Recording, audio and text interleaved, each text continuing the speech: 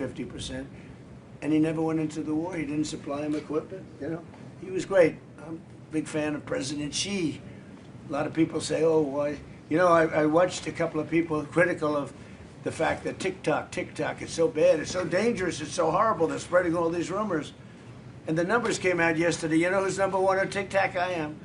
I'm number one on TikTok. And all I talk about is how bad communism is, right? They say, oh, it's terrible, they're spreading, but I'm number one. And I listen to Gordon Chang. I like Gordon Chang, but he's always like negative. Oh, China's so terrible, they're so terrible. And TikTok is so terrible. But I'm number one on TikTok. I had like 4 billion views or something like that. So I don't know. People have to get their priorities straight. We have had a really good day. We're going to have another good half a day, and then I'll see you later. We'll talk to you. Thank you very much. Thank you, everybody. Thank you. Thank you, guys. Thank you, Press. Thanks, guys. I also will do a press. Thank you, guys. This will be more Thank important. you, guys. Thank you. Thank you. Please head out this way. Hey, guys, out the Thank door. you. Thank you. Thank you, everyone. Thank you. Good, Anna?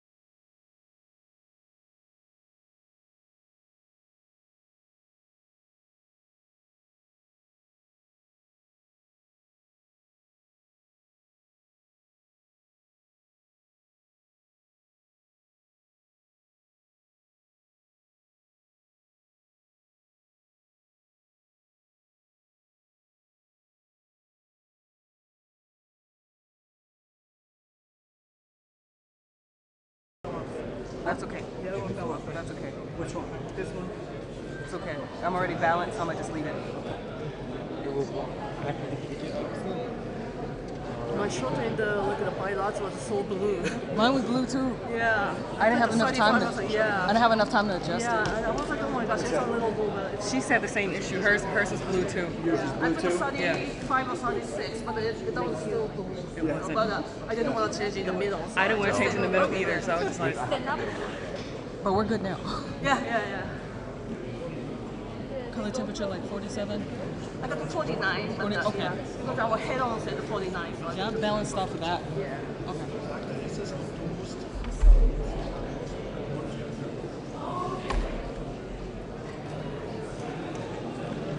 Are we good on audio? Mr. Fletcher? Good on audio? Yeah. Okay. You got audio, right? Yep, I got Good. You got audio? Yep.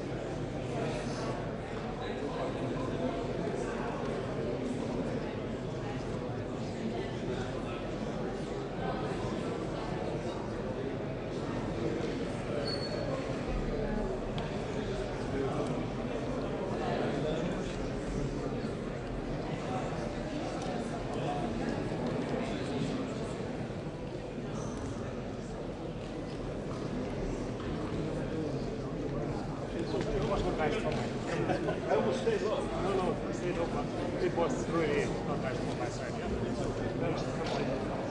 Thank you.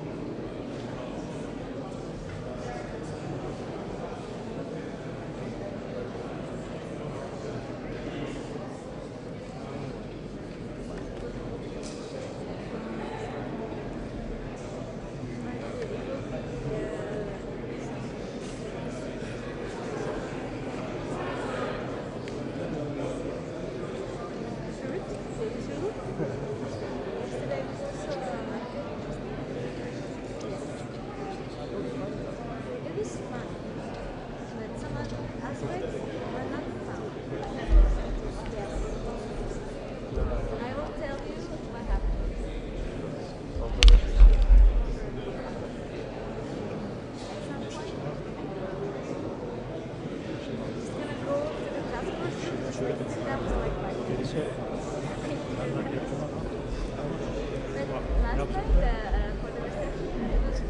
Ha, şurada da var. Ondan sonra şöyle. Ama biz salonu toplayalım. Böyle yapalım. Hayırlılar salonu. Ama değil. O zaman sen bir kişi önden gitsin.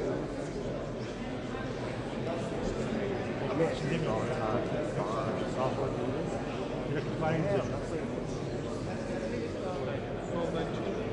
Sağ tarafa da var. Burada otururuz. Onu diyorum işte.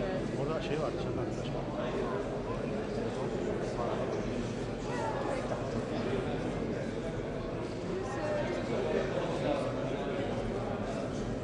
Because I'm not one of yours, so I don't get to see his. I don't have that. So this was they say.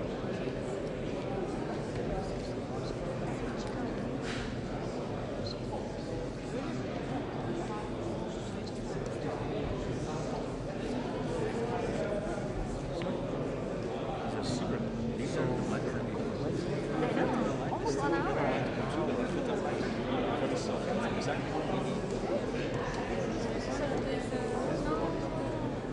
It's true. The relaxing Oscar. İzzet diyor. Az önce gördüm. Birbirine nesli.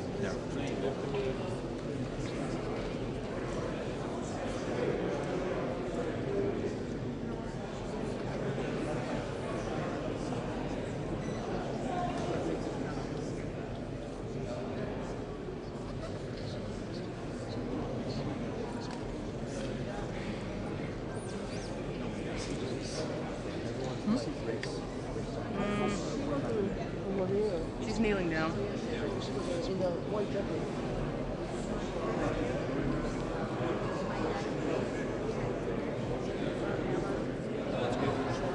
I have a lot of custom in Brussels. We'll go probably you might have to buy the custom. I'm not gonna sell these.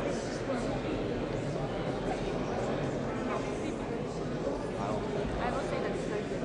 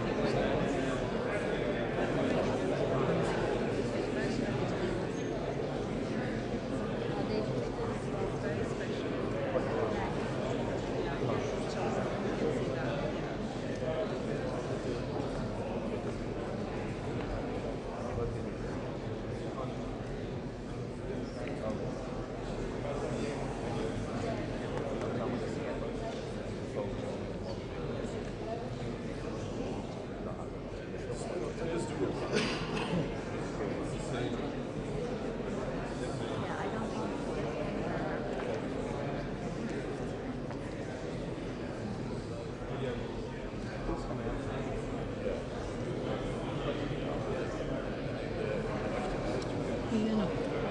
You said this is wild sound? What's that? Is this wild sound again? Wild sound? Wild sound. Like, is it just wild sound from here? Oh.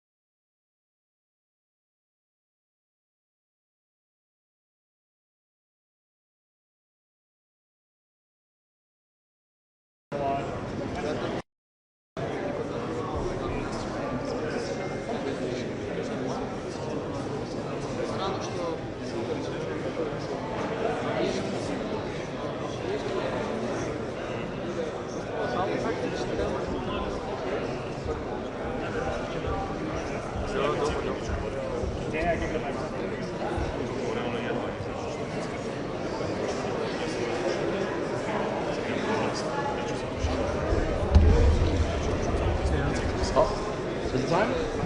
All right. All right, Alex.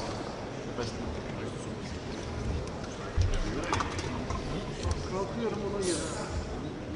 Çünkü nerede kalktım oturmam lazım.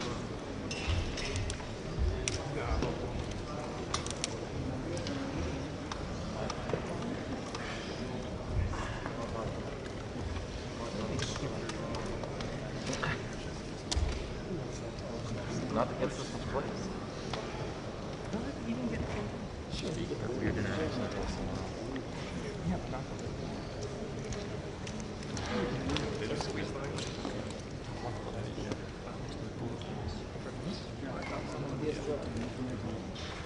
You can pop up, I will slide right beside you. Whatever you need. There you go. It's my camera. No, you're good. You're good. How are you? You're doing hard. Yes, sir. Yes, sir. Thank you. You're good. You're good. Daniel, you okay? What do you got? Daniel, you okay? Yeah, he's okay. Anybody's way? Daniel's always okay. Yeah. You all right? Yeah. Oh, yeah. Just take. This is Yeah. live from me. I think Daniel, if you slide more to your left, you're safer. No, I you said would, he but was there's okay. a backpack there. Oh, I can. That was fine. There you go. There you go. You good? He's okay. Yeah. He's okay.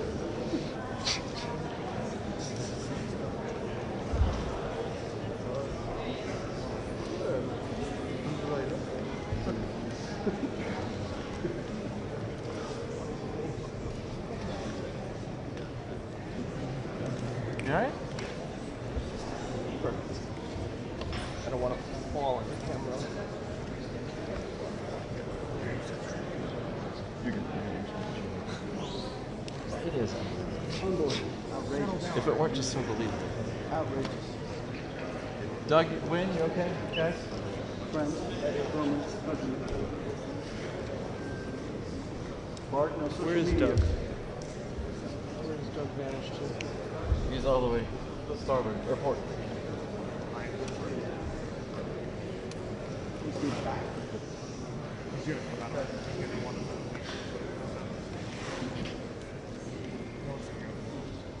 Arlington is one of the.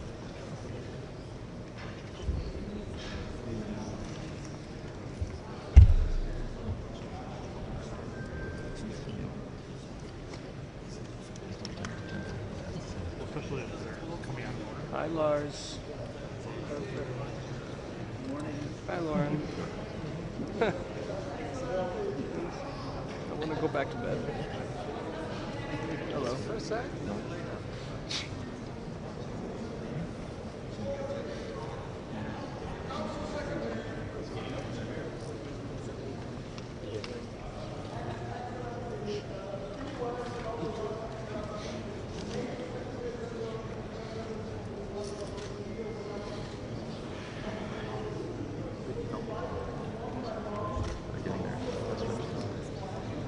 Please go directly to your next. If you don't know which country to visit, please ask. Just ask.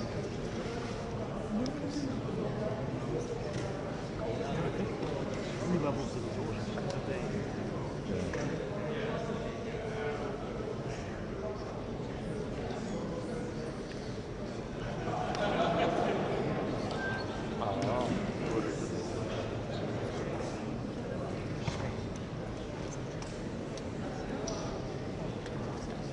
I bet they've been asked to leave. You don't stick around. Do you want to know?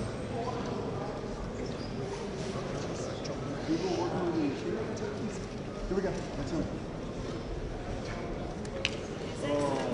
Mr. Mark Rutte, NATO Secretary General. His Excellency, Mr. Recep Tayyip Erdogan, President of the Republic of Turkey.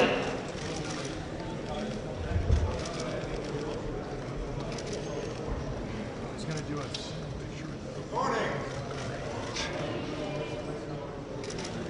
His Excellency, Mr. Edi Rama, Prime Minister of the Republic of Albania.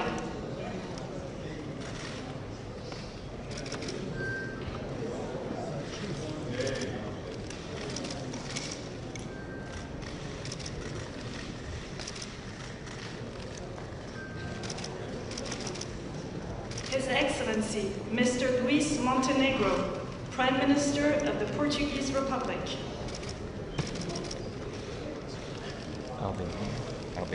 Albania. Yes.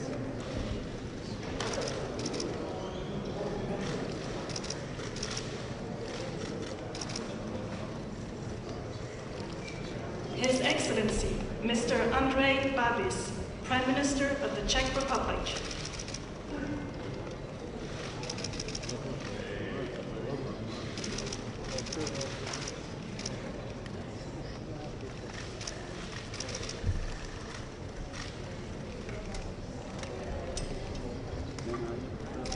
His Excellency, Mr. Peter Pellegrini, President of the Slovak Republic.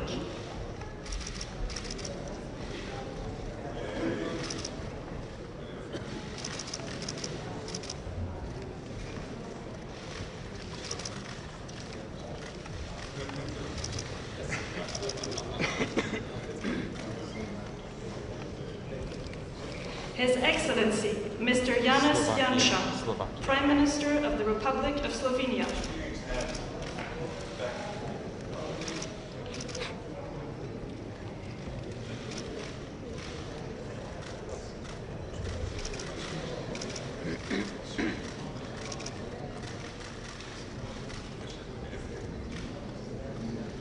His Excellency, Mr. Ulf Kristersson, Prime Minister of the Kingdom of Sweden.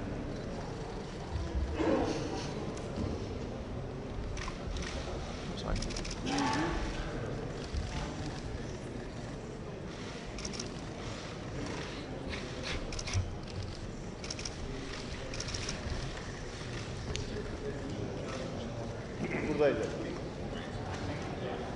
His Excellency, Mr. Kyriakos Mitsotakis, Prime Minister of the Hellenic Republic.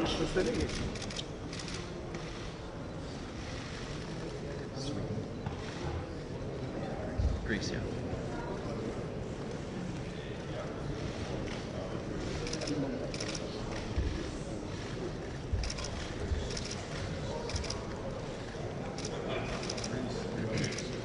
His Excellency, Mr. Nicușor Dan, President of Romania.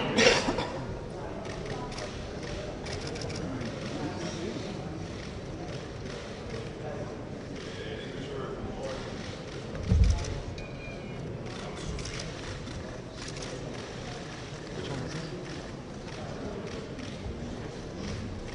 His Excellency, Mr. Karol Nawrocki, President of the Republic of Poland.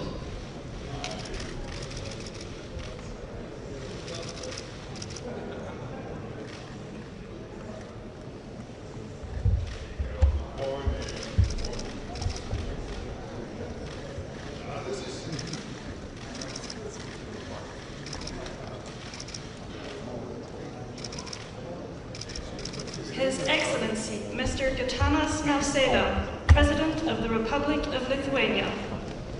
He's sending us to creditors in Poland, and I just identified.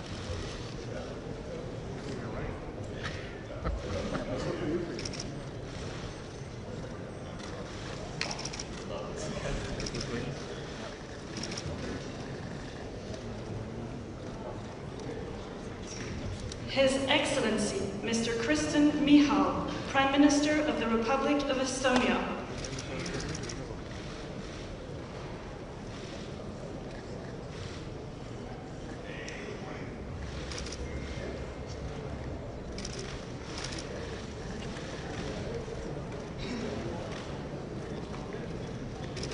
His Excellency, Mr. Rob Jetten, Prime Minister of the Kingdom of the Netherlands.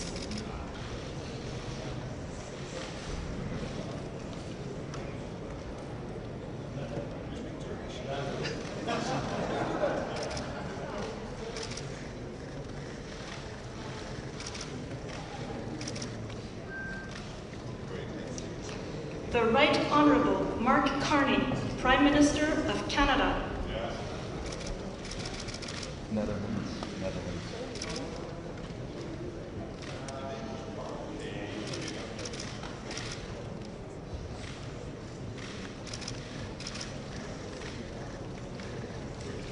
Son Excellence, Monsieur Luc Frieden, Premier ministre du Grand-Duché de Luxembourg. Canada.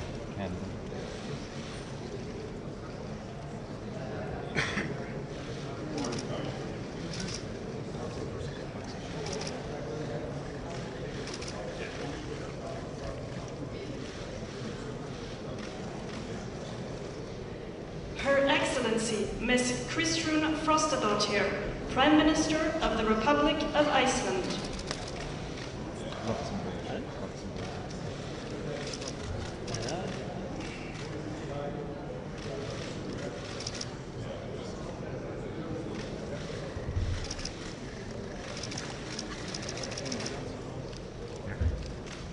His Excellency, Mr. Jonas Gahr Støre, Prime Minister of the Kingdom of Norway.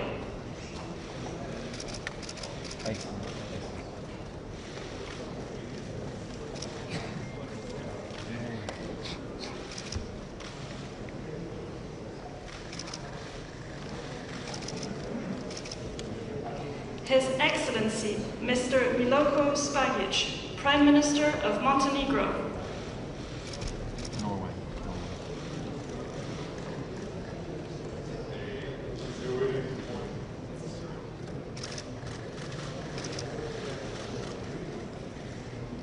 His Excellency, Mr. Péter Magyar, Prime Minister of Hungary.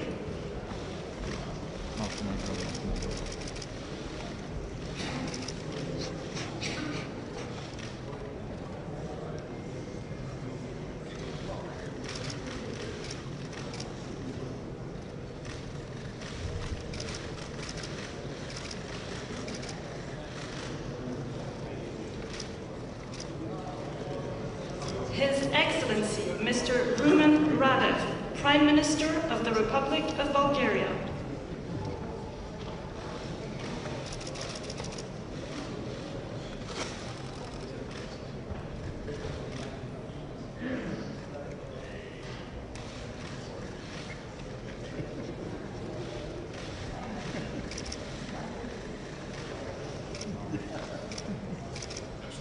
Her Excellency, Ms. Gordana Siljanovska-Davkova, President of the Republic of North Macedonia.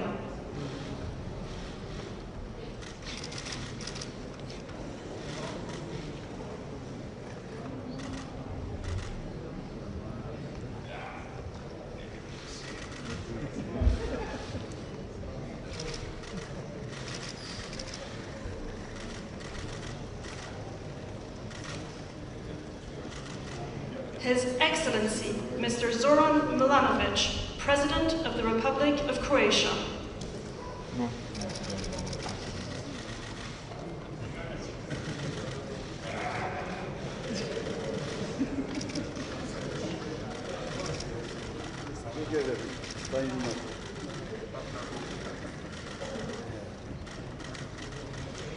The Right Honourable Mr. Keir Starmer, Prime Minister of the United Kingdom of Great Britain and Northern Ireland.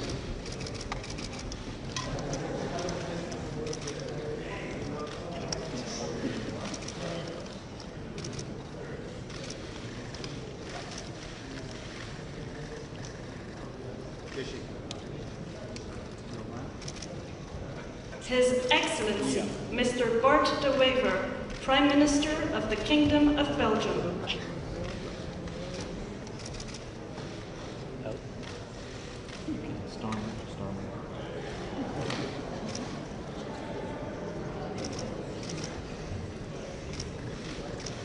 Thank you much.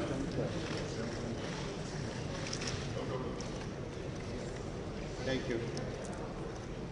His Excellency, Mr. Pedro Sanchez, President of the Government of the Kingdom of Spain.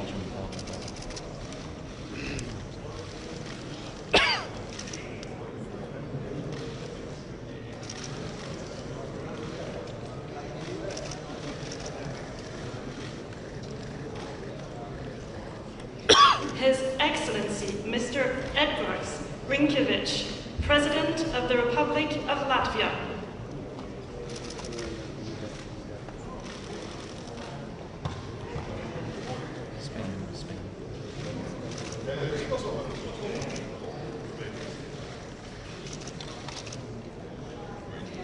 Her Excellency, Ms. Giorgia Meloni, President of the Council of Ministers of the Italian Republic.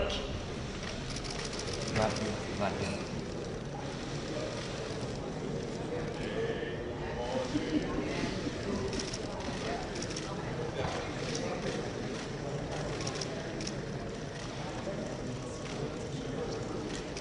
His Excellency, Mr. Friedrich Merz, Chancellor of the Federal Republic of Germany.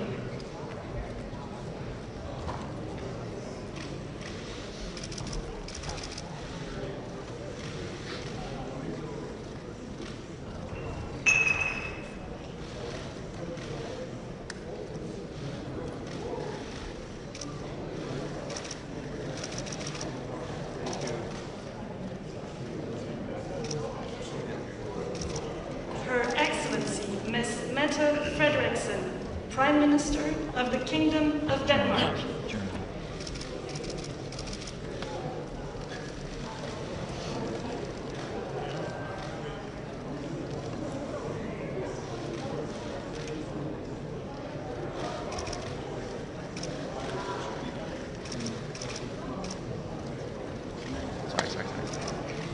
His Excellency, Mr. Alexander Stubb, President of the Republic of Finland.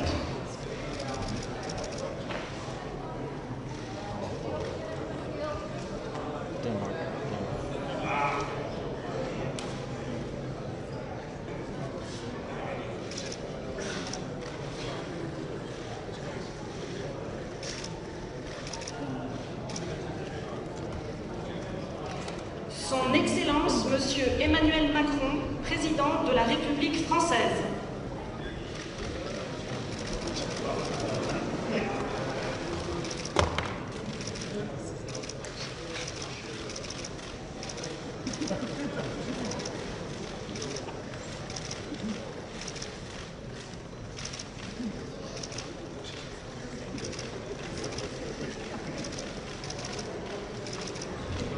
The Honorable Donald Trump, President of the United States of America.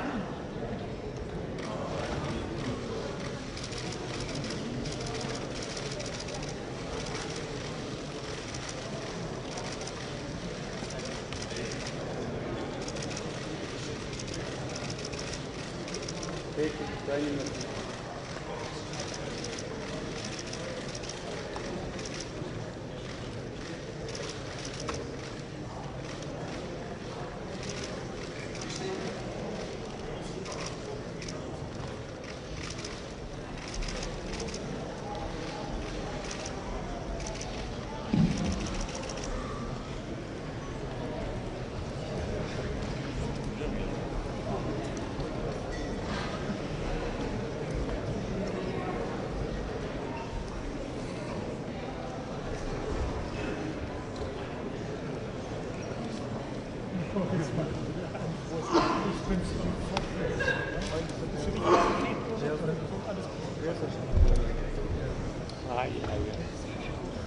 Geri git. I know.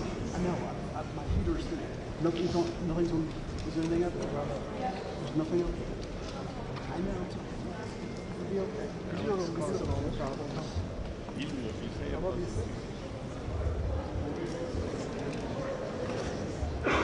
Alex is our problem child. Always. Oh, honey. Oh. I think that's a separate event.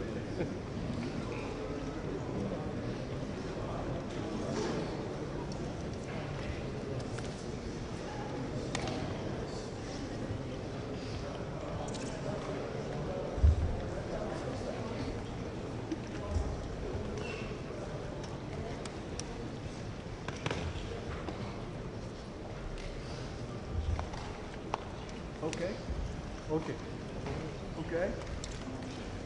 Not possible. İyi şu an. Şu anda problem yok.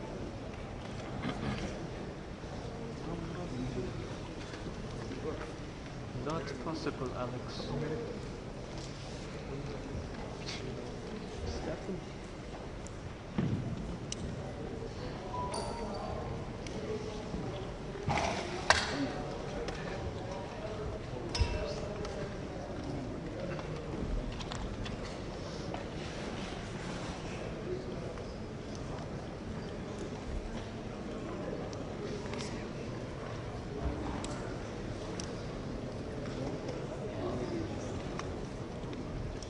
Ya Kevin Curtis. 900 diyorsun. Kevin yapıyor. Değişmedi mi?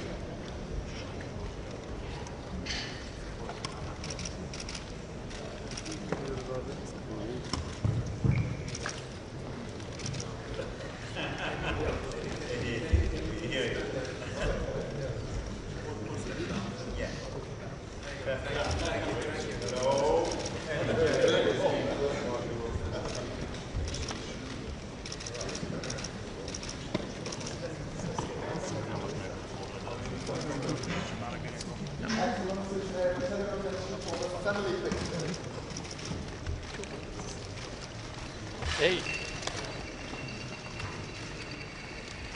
Out.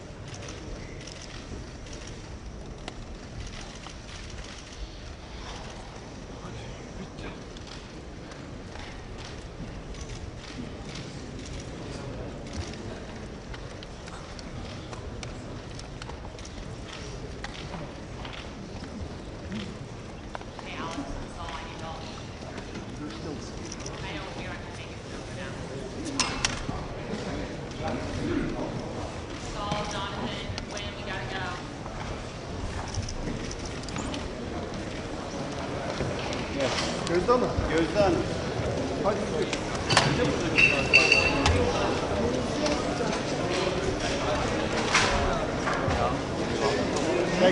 Thank you.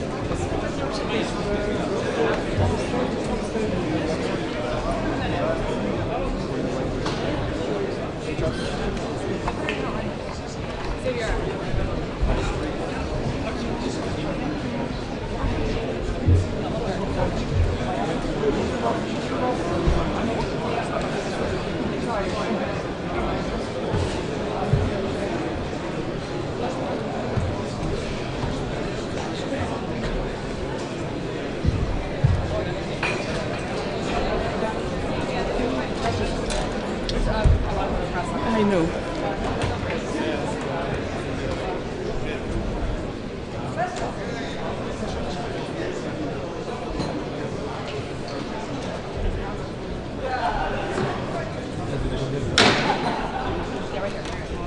Please take your seats, dear colleagues, and a warm welcome to this summit. And without further ado, it is my honor and pleasure to give the floor to our host, President of the Republic of Turkey. Please, President Erdogan, you have the floor.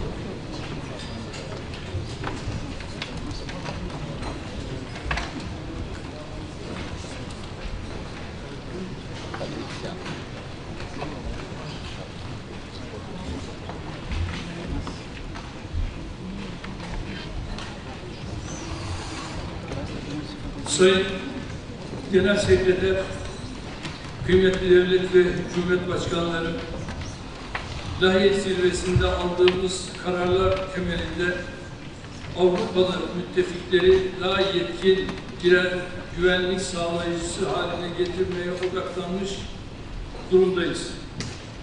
Türkiye olarak 2030 yılından önce savunma harcamalarımızın oranını %3,5 düzeyinde yükseltmek için tedbirlerimizi aldık.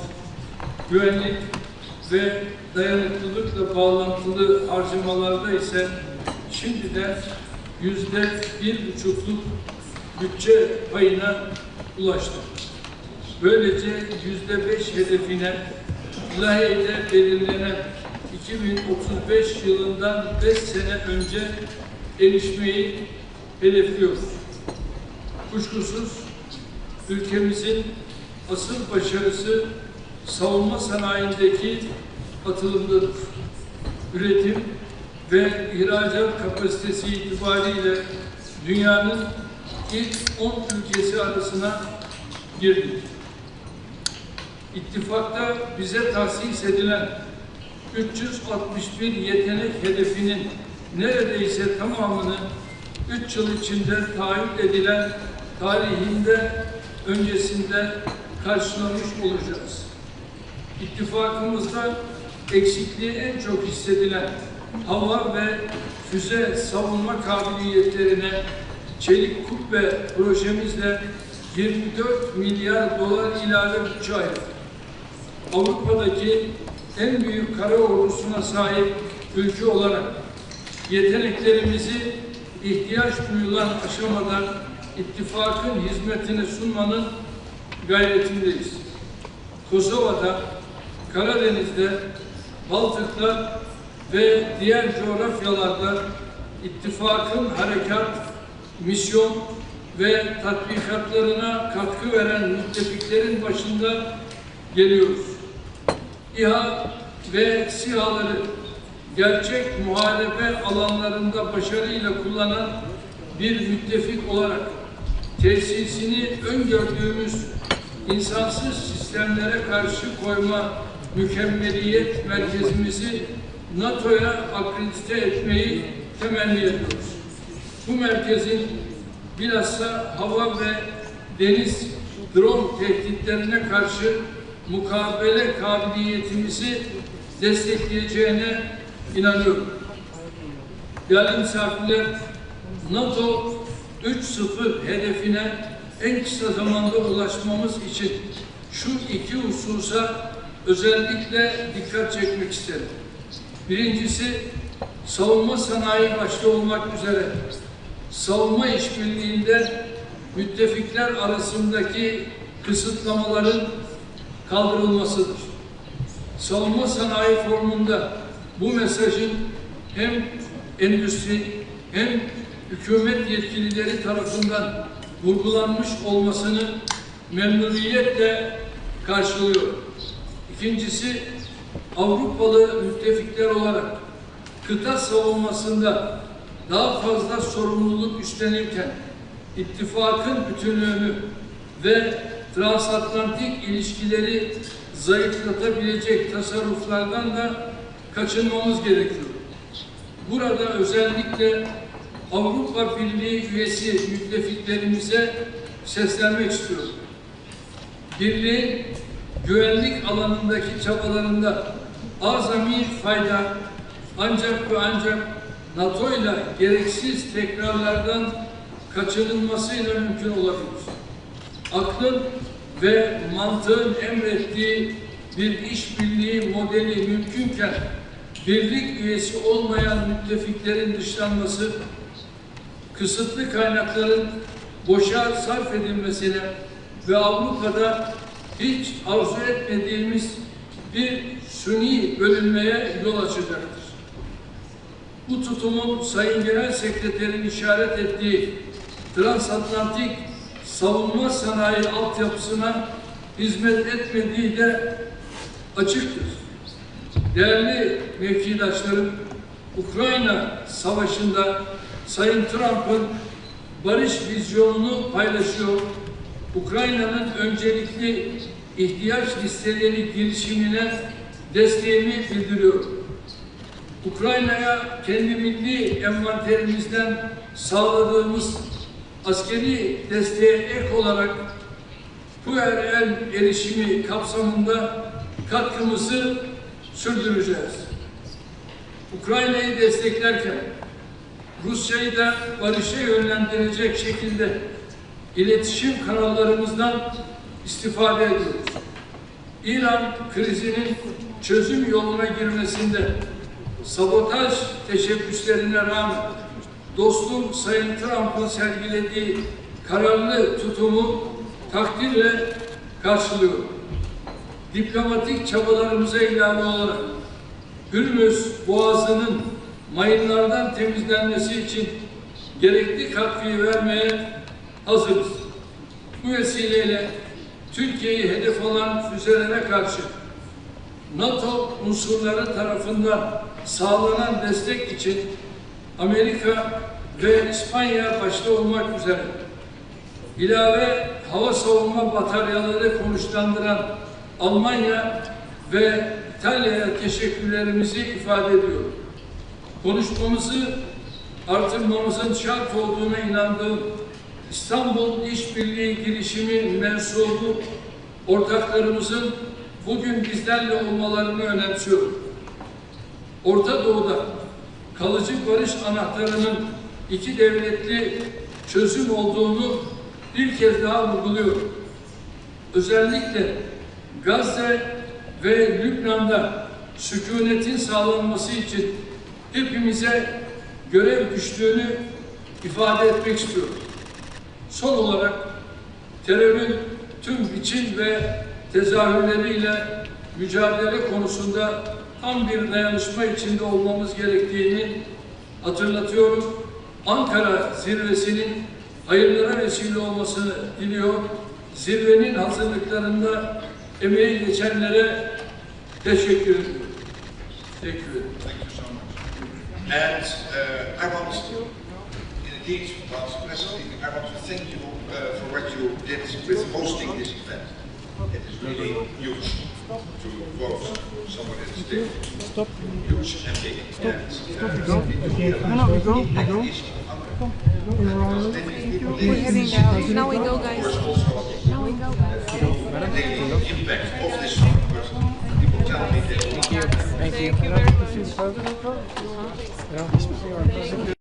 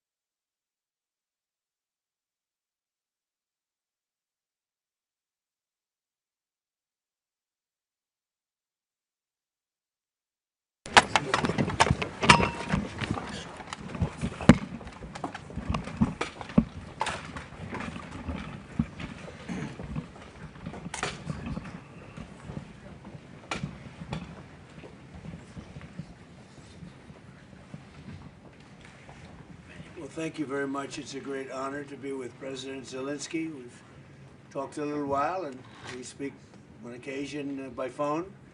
We had a great talk the other day, I think, very positive. And I think we have some very good stories to tell, what's going on. He wants to see a settlement, and I think President Putin wants to see a settlement. And usually that means a settlement, but who knows, this is a tough one. But I just, we just had our NATO meeting, and it was a great meeting. You probably heard it was a great meeting. There was a lot of love in that room, a lot of unity. And I don't think it could have been, Marco, what do you think? It couldn't have gone much better. Do you have a feeling as to what you just saw? Very positive. A lot of unity, strength in that unity. Yeah, really good. Scott, what do you think? Yes, sir. All the Europeans, they attributed you to saving NATO, and they want to do what they're supposed to do and do the right thing. Yeah, there was something very special. And I will say that what they've done with Turkey and President Erdogan has been a friend of mine. He's been a friend of mine for a long time. Strong man, good man, and he's done a fantastic job. Every road, everything's perfect. He's from the airport to the destination, everything's been perfect. So we had a really good meeting, and we thought this would be a good time for President Zelensky and I to meet, and we'll see what we can do. But we've actually developed a good relationship. It's hard to believe, right? From the Oval Office to now, I think we've developed a very good relationship.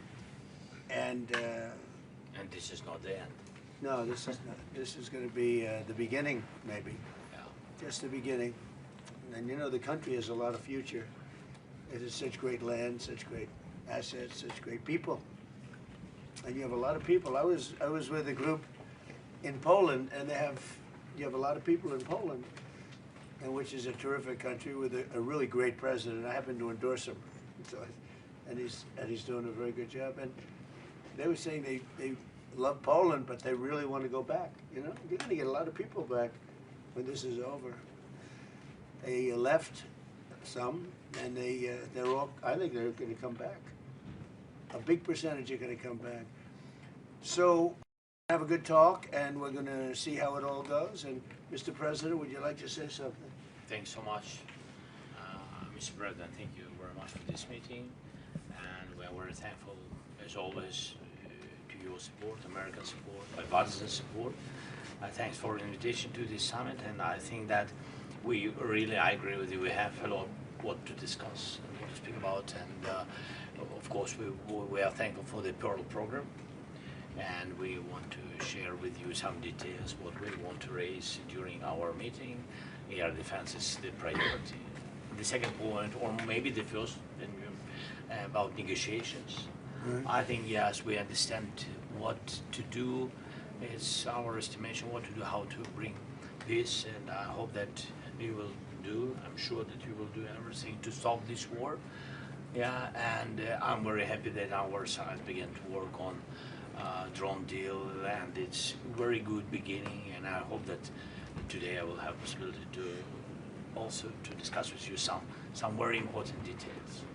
Thank you so much. Well, we've settled a lot of wars, and this one is the one that I thought maybe would be the easiest. But Putin's a difficult character, and this guy's a difficult character. It's not the easiest thing, and there's a lot of commitment, and there's a lot of love of the countries and everything else. But I think we've made a lot of progress in the last couple of weeks, and we'll see how it all goes. So, do you have any questions? President Trump, sir. President Trump. With the Iran ceasefire possibly over, can we expect the resumption of full-scale hostilities? They are behaving very badly, as they have for 47 years. And, you know, we hit them hard last night after they launched a couple of, you don't have to know about this, you got stuff on your mind, but they launched a couple of drones and one rocket, one missile, and at ships, because they were in the strait, which they have every right to be. And so we hit them very hard last night, very, very hard. Probably hit them hard again tonight. I'll give them a little warning, we're going to hit them hard tonight. But we'll see how it all works out. No, I'm not happy with them. You know, it's like For instance, we'll have a meeting and we'll talk about the denuclearization of Iran, because that's what the war is. It's not a war, it's really the denuclearization of Iran. And we'll have a meeting and we'll talk about just that. That's because my whole thing is not about regime change. It's not about, although I think it's regime change when you knock out the first group, the second group, and now you're at the, I think that's maybe the ultimate regime change, but that's not what it's about. It's about, we don't want them to have nuclear weapons, and it's denuking or denuclearization, and I think we've made a lot of progress, and they'll get out of the room. We'll talk about it like we're here. They'll agree on everything, and then they'll go and have a news conference and say we never even talked about it. They're cuckoo. There's something wrong with these people. And for 47 years, they've been the bully of the Middle East, and they're not the bully anymore. They're not the bully anymore. And all we want, it's very simple. They can't have a nuclear weapon. That's what I'm there for. President Trump, sir. President Trump. If they did, they'd use it, and we're not going to let that President out. Trump, sir. Daniel? You've made a career making deals in very challenging situations. Speaking to President Zelensky, speaking to President Putin, in your view, sir, what is the most pragmatic pathway forward to finding a long-term peace deal? I just think they're going to make a deal. Look, this deal has been in the works for a long time. It's got the pluses, the minuses. They know what it is. He knows what it is better than anybody. And I just think it's sometimes, you know, I used an analogy, and it sounds simple, but it's sort of true. You have two kids in a park, and they don't like each other, and they start fighting. Sometimes you have to let them fight, let them see that it's tough. You know, it's tough. Fighting is tough.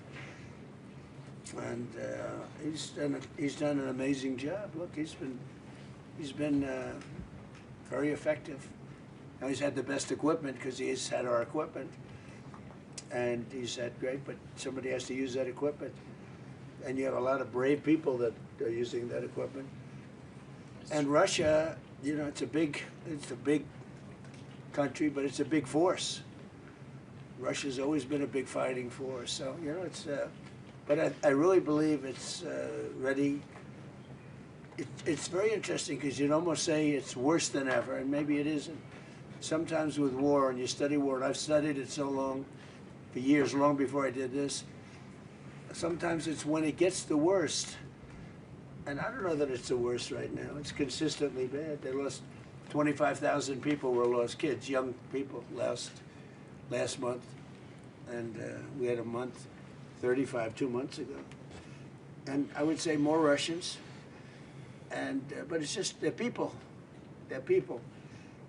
And there's actually very little difference between the people. I mean, you know, it's like the Russians and Ukrainian people, and they can get along. But it's a nasty war. Thousands and thousands, mostly soldiers, are being killed. The battlefields. I see pictures, and it's horrible. He thinks it's horrible. We all think it's horrible. And the president wants to get it done, and I believe that President Putin wants to get it done. And that should be a good combination. Thank you.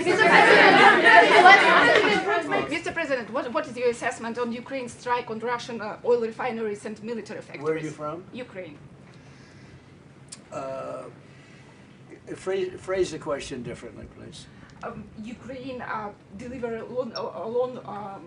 strikes on Russian military factories and on oil refineries, and they ran out of gas. Marco, why don't you answer that? Because you're right in the middle of it. Yeah, no, I think what you're discussing is the ability of Ukraine to reach deep inside of Russia and conduct strikes. Sure. I think that's one of the dynamics that's changed in this war over the last few months, and that is that the Russians are finding it more difficult to defend their own airspace. And what we hope that means is that it's going to create the space now to negotiate the end of this war. It's an escalation, but it's also an escalation that can help lead to an end. And, Mr. President, what makes you think that Mr. Putin might be seeking for the settlement? So where are you from? Radio Free Europe's Ukrainian service. I'm from Ukraine. Okay, good. Because I talked to him. I talked to President Zelensky, and I think that's all I've done. My whole life I made deals. That's, I guess becoming president was making a deal, right? It was like a lot of little individual things. In the end, it's making a deal. And that's what I do. And I do it well, and I know when people want to make a deal. I think he wants to make a deal. And I do feel that President Zelensky would like to get back to rebuilding his country as opposed to, having all of this death and destruction.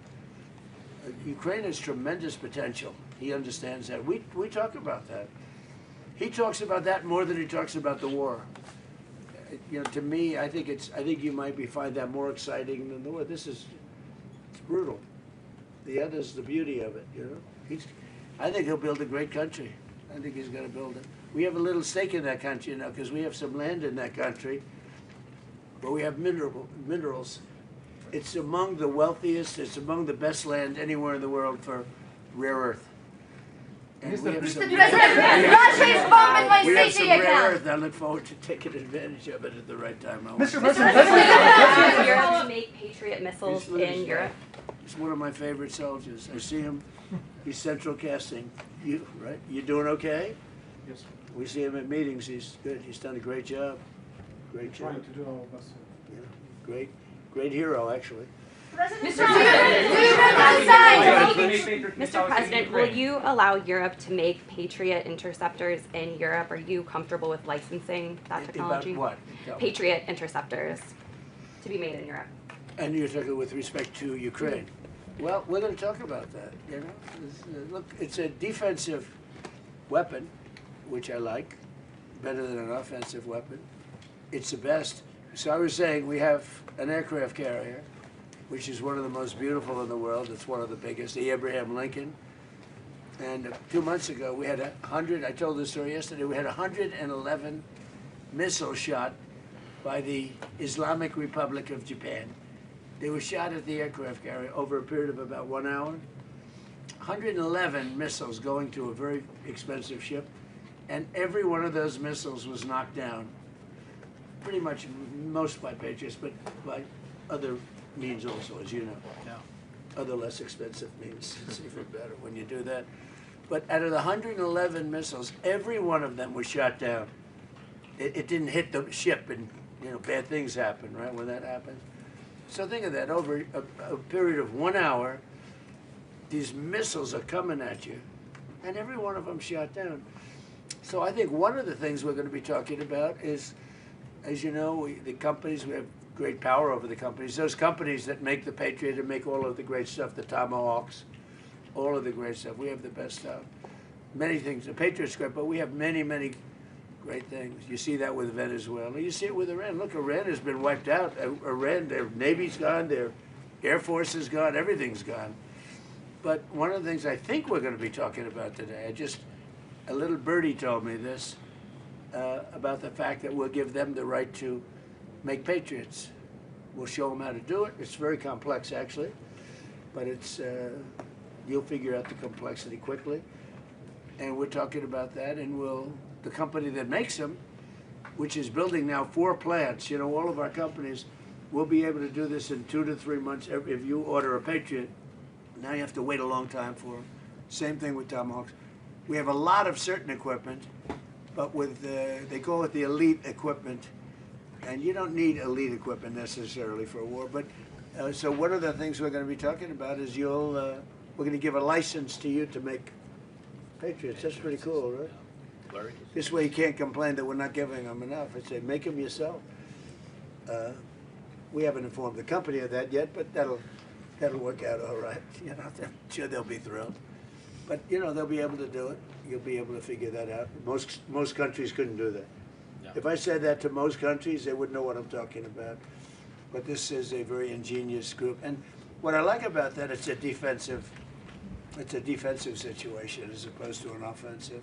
But I think one of the things you might want to be talking about is that. That's what I heard. Little birdie told me that. President, on Iran, can you clarify, does the end of the ceasefire mean that we are back to a full-scale military conflict? Look, they violate the agreement every day. They lie, they cheat, they kill people. They've been killing people for 47 years. They knocked out the SS Cole. We lost, 200 people more. That was a long time ago. For 47 years, no president did anything about that. Well, Obama actually gave them vast amounts of money. you'd like this. He gave them a plane load of money, $1.7 billion in green cash. They loaded up a Boeing 757. Remember the old 750? It was a beautiful plane loaded up with cash. They took all the seats out, and they took all of the cash for Virginia, Maryland, and D.C. banks. They had no money. They took every ounce of cash, put it in, flew it to Iran, and gave them the money. I wonder what these guys thought of when the door opened and cash fell out of this big plane, beautiful plane. And then on top of that, they gave them billions and billions of dollars. And by the way, they gave it to the wrong country, frankly. You want to know the truth. And it began. That was pretty much the Obama deal. That was one of the worst tragedies that happened. That's what happened in the Middle East. That deal set back that whole situation. They went with, frankly, they picked the wrong country. They picked the wrong country. POC, what a terrible deal. I call it the Obama nuclear waste deal, because what he did with that deal is he caused tremendous hardship in the Middle East. It was a terrible thing to do. And we've been just the opposite. Our deal is a wall to a nuclear weapon. His deal was a road to a nuclear weapon. They'll never build a nuclear weapon under our deal, but I don't know if we're gonna have a deal. We may just do it without a deal, because you know what, it's easier. Because these people, they lie and they cheat, and you have an agreement, and they'll go outside. For instance, they agreed, well, we'll never have a nuclear weapon. They agreed. Then they go outside, they have a news conference, or they leak that we never discussed the subject. Now, who would believe we never discussed the subject? Because for me, that's 99.9% of what we're doing. It's denuclearization of Iran, okay? So when you ask, our guys can continue. You know, Steve is great, and Jared, and all the guys. They know him very well. Yeah, actually, they're working on your stuff, too.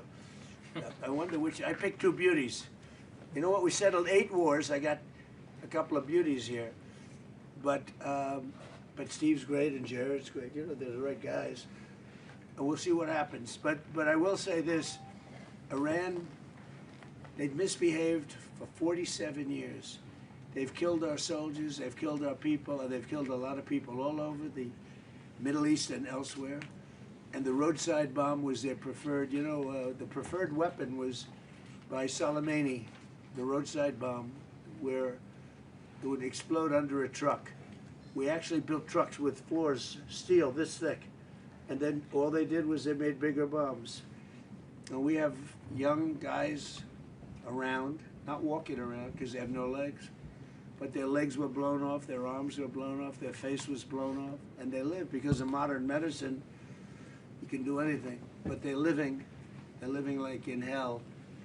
Their whole life changed because of Iran. And that was 96% of the people that used that, they were made in Iran. And so we have a score to settle too. Mr. President, you say that President Putin is ready to finish this war. What if he doesn't? Are you ready to put pressure on Russia? Are you ready to put more sanctions?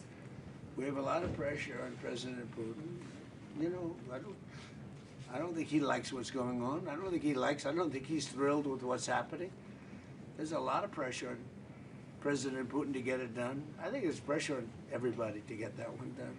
A lot of pressure. Mr. President, what's your security guarantee for Ukraine? The guarantee? Yeah, security guarantee for Ukraine. The security guarantee you're talking about? I mean, not that we want to do it. We'll do it to save lives. Look, Ukraine's very far away. We have an ocean separating us. What I'm doing is I'm trying to save lives. A lot of lives are being lost. I also think that it's a country with great potential. I think if this kind of brain power can go toward rebuilding the country instead of fighting a war, I think that country is going to do fantastically well. And likewise, Russia, you know, look, they're devoting a lot of energy.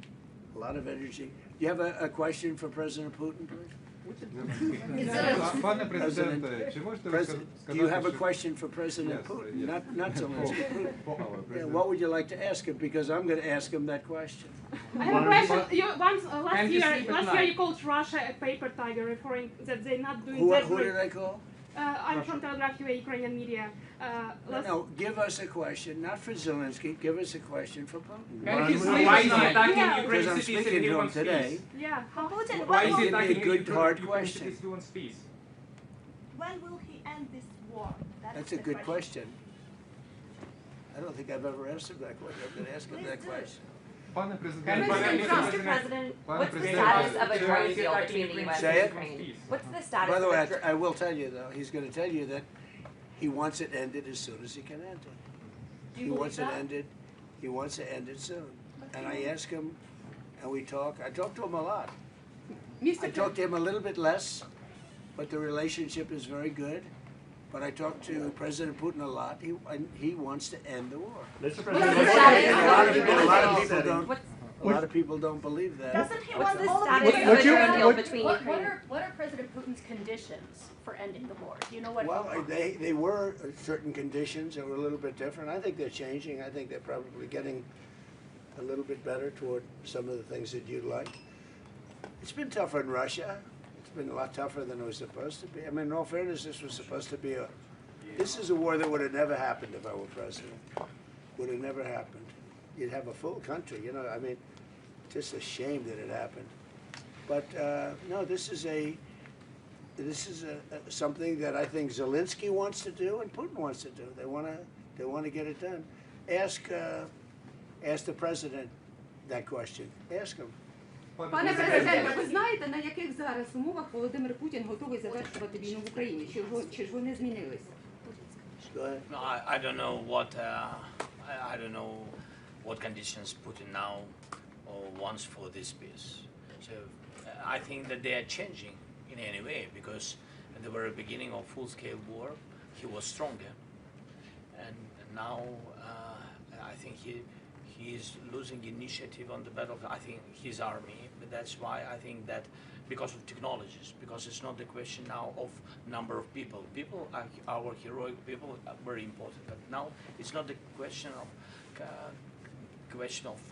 only number of people. First of all, people and technologies. People with technologies. Now I think that we have better steps, technological steps further than Russia. Maybe quicker, because they also that they produce a lot of different things, which are tough, strong against us, but we are quicker, and that's why I think that now initiative moved to our hands, not totally, but moved. We are trying to move this war to the sky from the battlefield. That's why we now begin to control the battlefield. This is very important.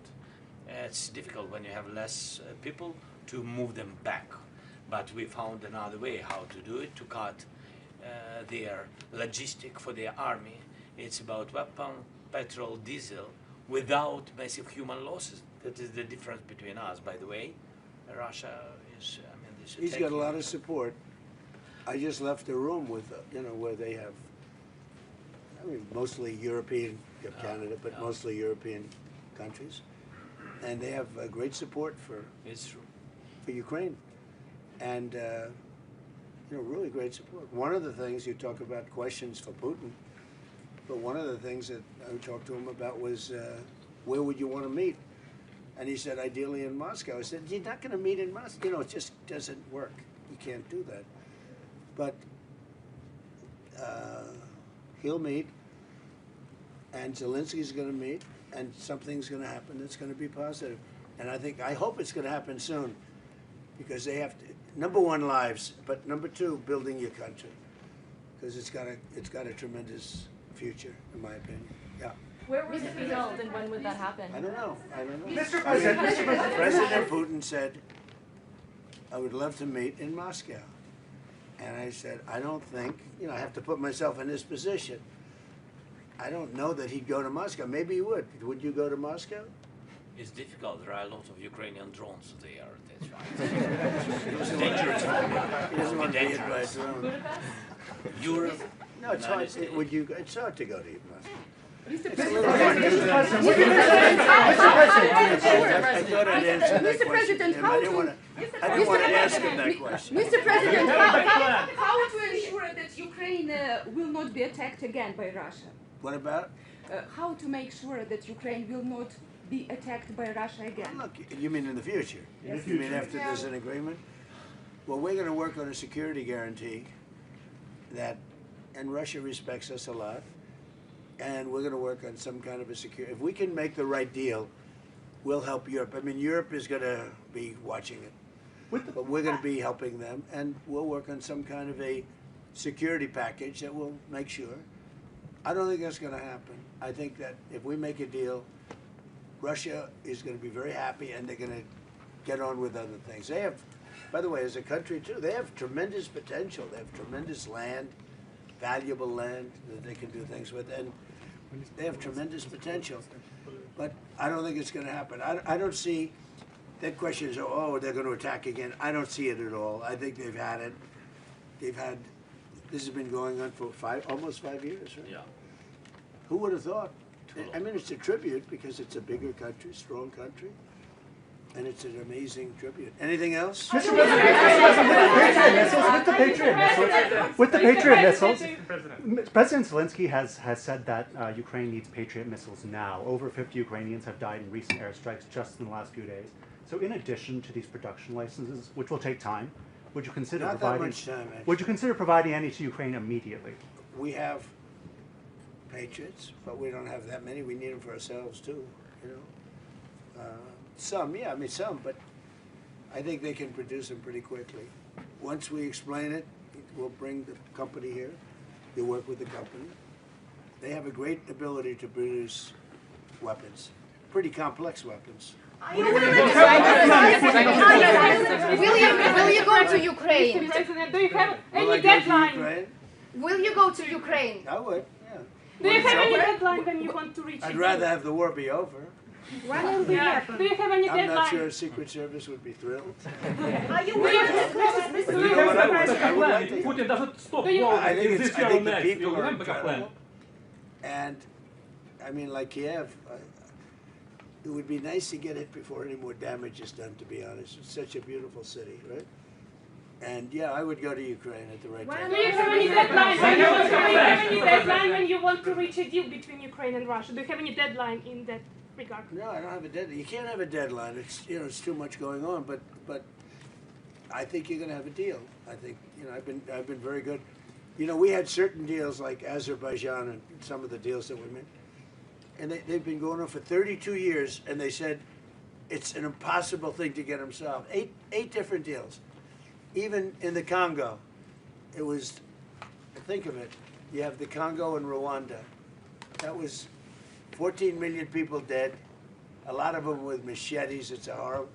We got that one solved, or you know, it flares up every once in a while, I must say. But we got deals done that weren't doable. But if you look at well, India and Pakistan, they were at it. We get that. We get them done, and when we get them done, I find that people are not anxious to go back into it. I think we'll have you once mentioned the word security guarantee in the Oval Office. So. Yeah. And, you know, I think they're going to need some kind of a security guarantee, but we're going to work with them. That's important. I think he thinks that's a very important thing. Yeah. The security guarantees are very important. And they'll live by it. Partially, President said about Patriots and licenses. The Patriot system is the best, you know, in the world for today. The best anti-ballistic system. So we used a lot of. That's the best. Yeah, the best one, and it was, checked everything during the war. So this is true. So with all respect to other partners, we are thankful for all the systems. Patriots. Well, they had different systems in Venezuela. Yeah. So Venezuela had systems that didn't work. We didn't have one plane shot down. We didn't have one. We had one helicopter operator who was incredible. He landed it perfectly, and his leg was almost blown off. And we gave him the Congressional Medal of Honor because very few people could have landed that. You know, you land them with your feet, really. more than anything else, and he landed it. He was really in bad shape. And at the State of the Union, we gave him, he was a handsome guy, big handsome guy, but we gave him the Congressional Medal of Honor at the State of the Union. So, look, he wants to get it done, and we're going to get it done. What's the status on a drone deal between Ukraine and the U.S.? In what sense? What's the status of a drone deal between Ukraine and the U.S.? Well, we would buy their drones, and we make drones. We make great drones, but they have an ability to make a lot of them, which is, right, Marco, amazing that in a war situation, they make them. They make them in basements. They make them wherever the hell you have a little shelter, even if you don't have shelter, I suspect, right? It's an amazing ability. Very few. Well, that's why I say with the Patriots, they would be able to do it. Most countries would not be able. They don't have the talent. You have very talented people. So, yeah, I think we're going to make that deal. You know, if we made that deal, we'd have great protection. I love the protection. Think if you had a lot of Patriots, you'd never be hit. As an example, in Kiev, where they get hit with missiles, those missiles, like what I said about the Abraham Lincoln, the missiles would be shot down. Yeah. So, and I think you'd start making them pretty quickly. Right? You like the idea? No, it's a great idea. I think everybody likes that one.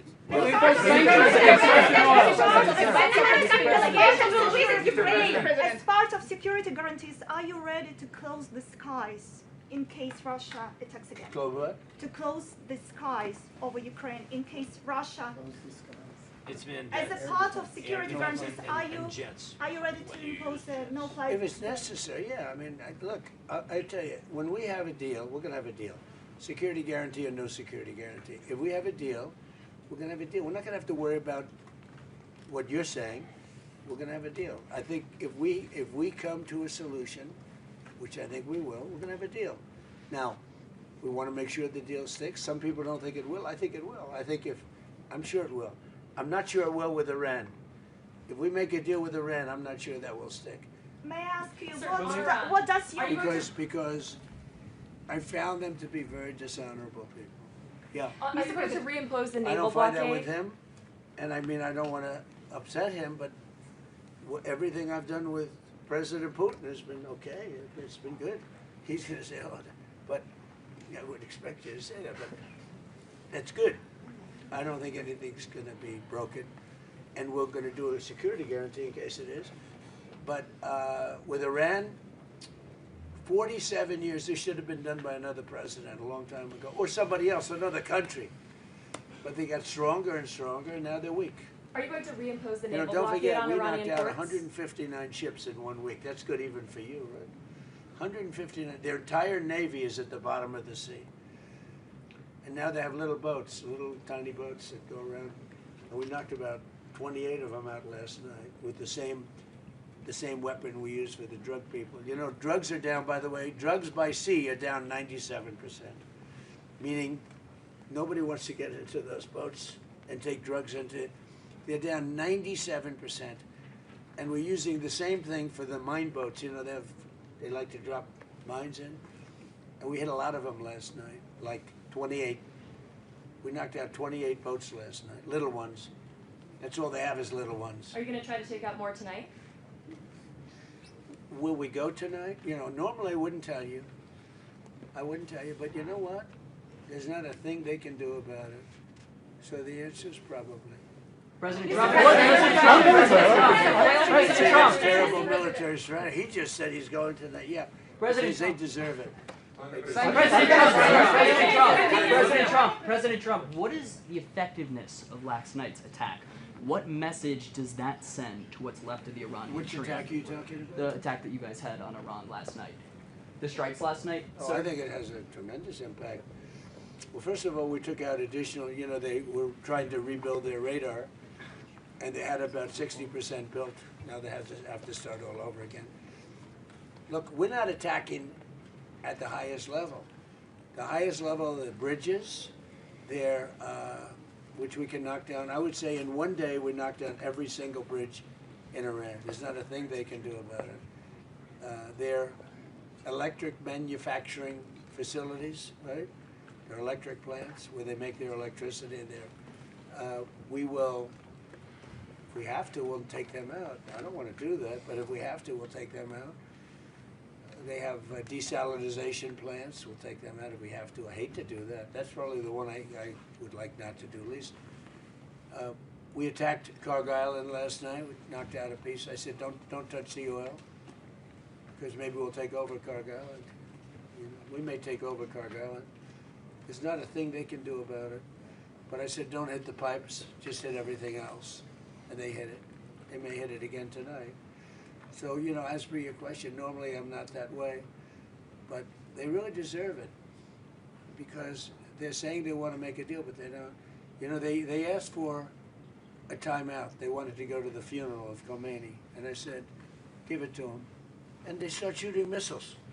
I mean, it was the craziest thing. Now, we did kill him, you know, so I guess you have to look at it that way, but the funeral took place. And they wanted to have a period of time.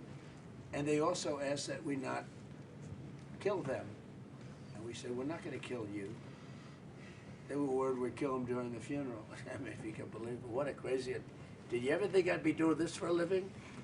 Marco? Did anybody ever think I'm doing... Maybe Pete, but this wasn't supposed to be for me. Pete loved this stuff from day one. But they said to us, please don't kill us during the funeral. I said, I won't. And we didn't do anything. In fact, we made it safe for them, actually. And what happens? They try and knock out two ships, a Saudi and I guess Kuwait, right? Kuwaiti? Oh, no, Qatari. In addition, really three. Three, yes, sir. So you had three of them. And it just, I don't know. I just don't know with them. A lot of people say they're very dishonorable people. And they can't keep a deal, so we'll see. Now, as to whether or not Steve Witkoff, Jared, and JD and everybody working on that will talk, I guess they can talk, but I'm not seeing it with them, you know, with the people. My whole life is deals, I don't see it. I don't see it with them. Well, and there may be a big attack, and it'll knock out a lot of stuff. We don't knock out nothing, we knock out a lot. Pete, do you want to tell them about last night? Yes, sir. Last night, as you said, a lot of small craft that they were trying to harass shipping with, so that was a big part of what we targeted. Underground facilities where they were storing drones or missiles, coastal defense sites, radar sites, surveillance sites, anything used to harass shipping in the Strait of Hormuz. So anything they thought they had rebuilt or capability they were using was a target last night. And tonight, if we need to, on your order, Mr. President, we will hit even more and even deeper, because that's the consequence. And we may put down the blockade. We may put it back, the blockade. And it'll only be a blockade for Iran. Anybody else can have whatever they want. Now, of course, they'll drop some mines if they can, you know, if they can do it. But it's hard because we're taking out those little boats now with the same weapon we used to take out the drug lords and the boats coming in by sea. Think of it, 97%. For years, we had fentanyl and all the other drugs coming in from different countries, including Venezuela. And it was, you know, they'd arrest them, they'd bring them to a court, they'd be released, and they'd be back on another boat the next. 97%. What was done in the past had no impact. 97% drugs down coming in by sea. And now we're going to start doing it by land. The land is easy when we had to do sea first. And nobody, I mean, I think the 3% of the people that still do that, I think they're the bravest people in the world. We should probably give them a medal for bravery. Because and we're using the same exact missile to take out the mine drop. They call them mine droppers. But we have mine sweepers. And one of the things that came up today is that European nations, the NATO group, they're sending mine sweepers. We don't need them now. We have pretty much the mines that cleared up, but they'll probably drop some more. They're evil people. They're sick people. They're mentally disturbed people. And it should have been done 47 years ago. Thank you, everybody. Thank you, guys. Thank you, guys. Thank you. This way, please. Thank you, guys. Thank you, press. Thank you, guys. Thank Keep you. moving. Thank you. Thank you. Thank you. Thank you, guys. Stay lined up, Ryan.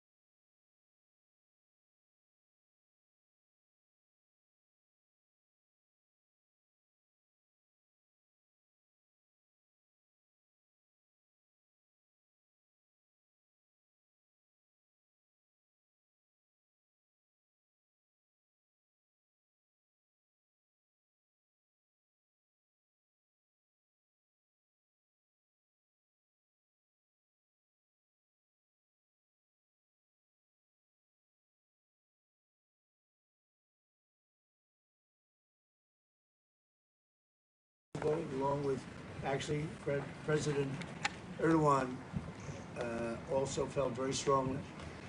And he's done a really fantastic job as president. He's unified the country in a very short period of time. I'd say like a year and a half, about a year and a half. And right from the beginning, it was a real mess. It was a very disjointed place, and he's brought it together. He's a strong person. He's a great leader. He's respected by everybody, including me. And we're proud to have him together. We're just here to talk a little bit. We released sanctions from the country, which really, I think, was a big boost. The sanctions was a very important thing. And we're proud of the job he's doing. Syria's become a very stable, I mean, it's amazing. In a short period of time, it's really been stabilized. And we're proud of that. And it's a big part of the Middle East. Syria had one of the great cultures, the professors and lawyers and doctors. It had one of the great cultures of any country, not just Middle East. And then it went through this terrible period of time. But it's a country that a lot of people are very proud of, and they're proud of the job he's done. Thank you very much, Mr. President. Would you like to say something? في الحقيقة نحن حققنا إنجاز كبير في تحرير سوريا وإسقاط النظام السابق.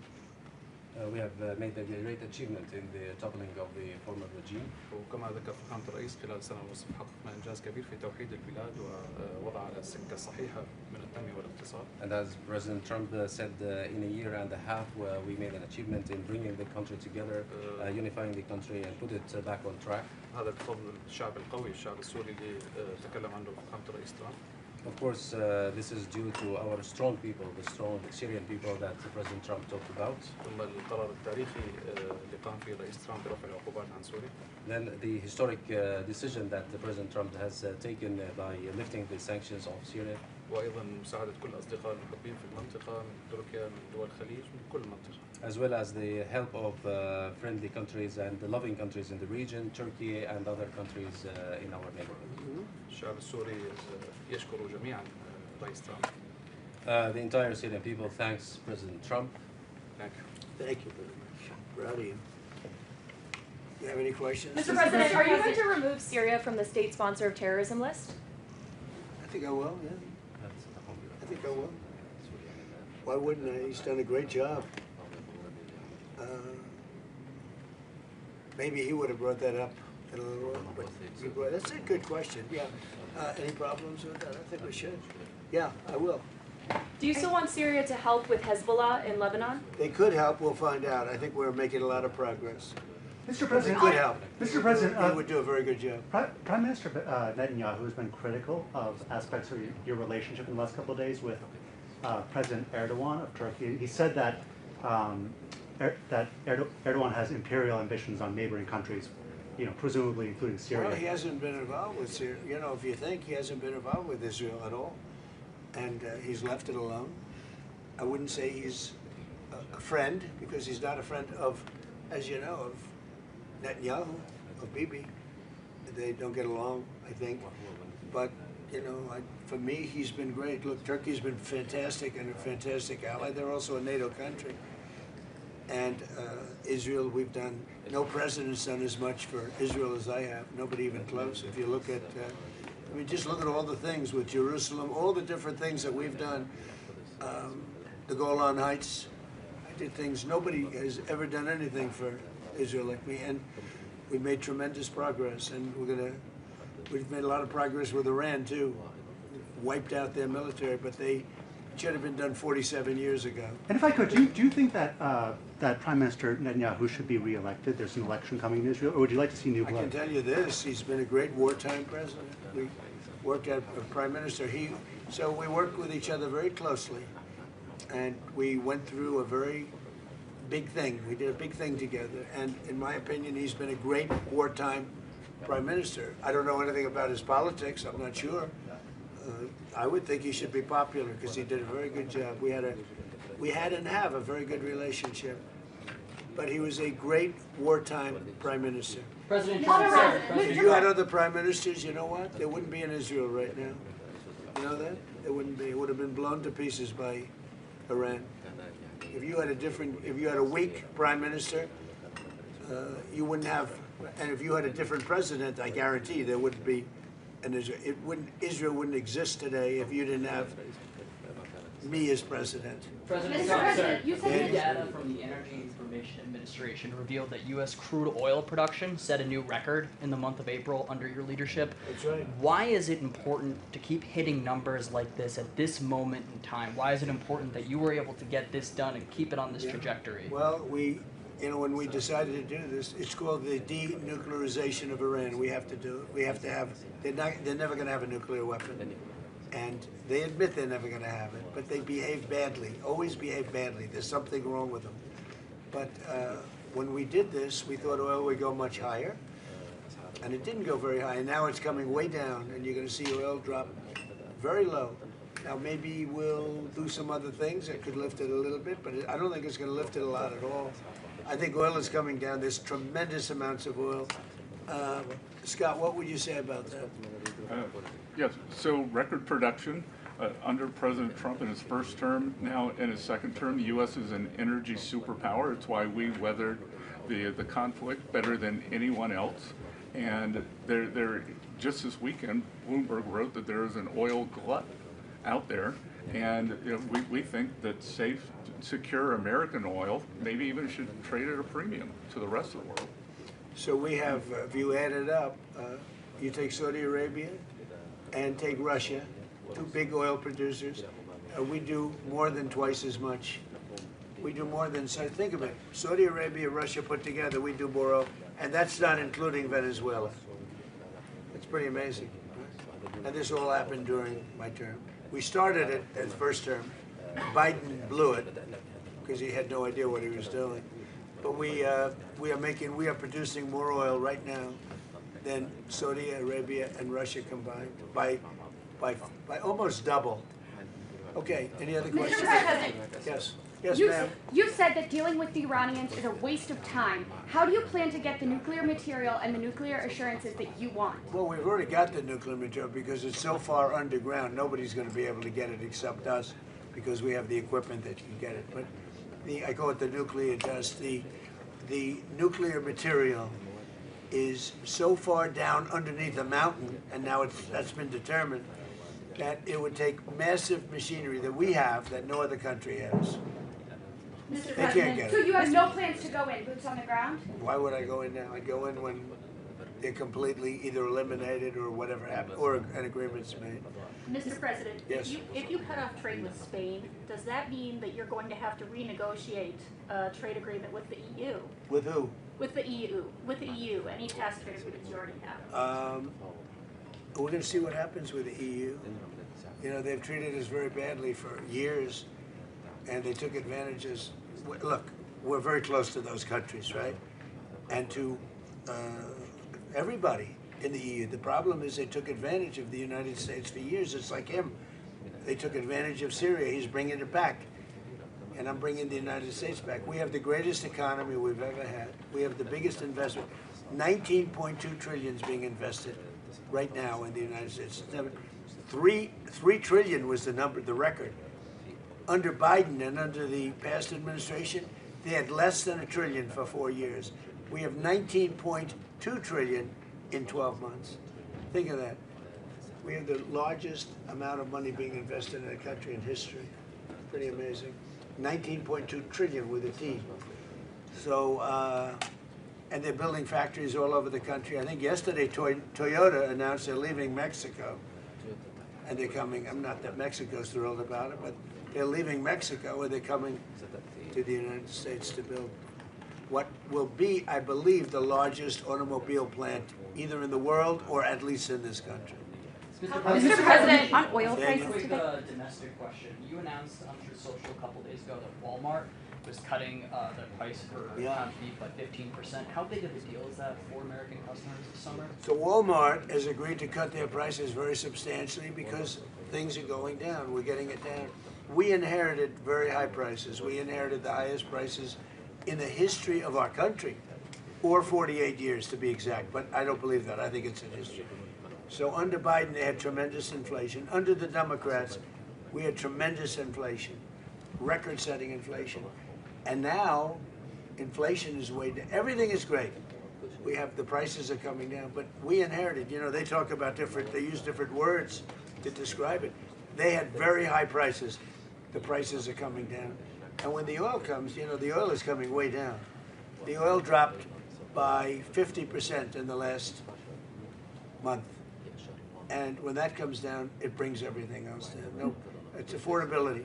And they came up with the word affordability, like I take over, I'm there for one day, and they say, affordability, affordability. I said, I've been here for one, remember with the eggs, the first day or 2 days later, I have my first news, and they talked about eggs. They said the eggs have gone up 5 times. I've been in office for one day. And I said, well, we'll have to do something. In fact, they told me not to order eggs for the Easter egg hunt at the White House. I should use plastic. I said, we're not doing that. And by the time we came, that was a couple of months later, that happened, and we ordered thousands of eggs. And right now, eggs are way down. The prices are way down, and they're coming down further. So they made up a phony word that they used. They said affordability. They're the ones that caused the affordability prices. I did, but I brought it down. And the oil is coming down very big. Mr. President, Brent crude is up slightly today on the announcement bit, that because we hit them. Anytime we hit them, it goes up a little bit, $2. Is that what you mean? Is that what you meant when you said that we might see oil prices lift a little in response a little to? Bit, yeah, $2, very little. It's down from, let's say, $135 down to $69. It's dropping, and everything else drops. As oil goes, so goes everything else. But anytime we hit, if we hit Iran, oil goes up a little bit. It's all right. Mr. President, do you think and Israel... we're de-nuking it, all right? We're de-nuking Iran. They're not going to have a nuclear weapon. All right, one more question. Sir, do you think Israel should withdraw troops from southern Lebanon? Well, I talked to Bibi about that. Yeah, I think they're going to. I think they want to. I don't think it's a question of me. I think it's a question they want to. And they're getting along with Lebanon. They're signing deals with Lebanon. First time ever. Marco, talk about that if you'd like. Yeah, we have an agreement that, and it calls, that's the goal at the end. Obviously, Israel's concerned about their security. But the president did a great job bringing those two countries together for the first time It's a ever. big thing. First time in many years, right? So we have a deal with Israel and Lebanon. And, yeah, they'll leave. And I think it's going to work out very well. But we're here for this because Syria has turned around as fast as I've ever seen. Well, actually, I turned the United States around very fast, too. I inherited from a man who was not smart, not a smart person. We inherited from a man where they were running this country so badly with the open borders. Think of it, 25 million people allowed into our country. And that includes 11,888 murderers, most of whom murdered more than one person, okay? We got most of them out, or we have them in jail, and we've done a great job. Washington, D.C. now is considered one of the safest cities in the country. If he came to Washington, D.C. a year and a half ago, he'd fear for his life, even though he never feared for his life before, because it was very dangerous. But somehow his territory might have even been a little more dangerous. I joke because, you know, he comes from a rough environment. Would you say that's right, Tom Barrett? Huh? It's sort of funny to think. I don't think he'd be too concerned with Washington a year and a half. But we had a very, very unsafe Washington, D.C., and now it's one of the safest cities in the country. We put the military in. We brought Washington went from being an unsafe to one of the safest cities, and crime is down 94%. We don't play games. And we removed over 5,000 career criminals, many of whom came in through the open borders of Joe Biden. We did the same thing with Memphis, Tennessee. We did the same thing with in Louisiana. You have to speak to the governor, because New Orleans, the crime rate is down 78% in a little while, and they had the best Mardi Gras they've ever had. So we're doing a good job, and he's done a great job too. And I thank you very much. Thank you very much. Thank you, guys. Thank you, press. Thank you. Thank you, guys. Thank you. Thank you. Thank you. Thank you, guys. You can head out right there. Thank you, guys.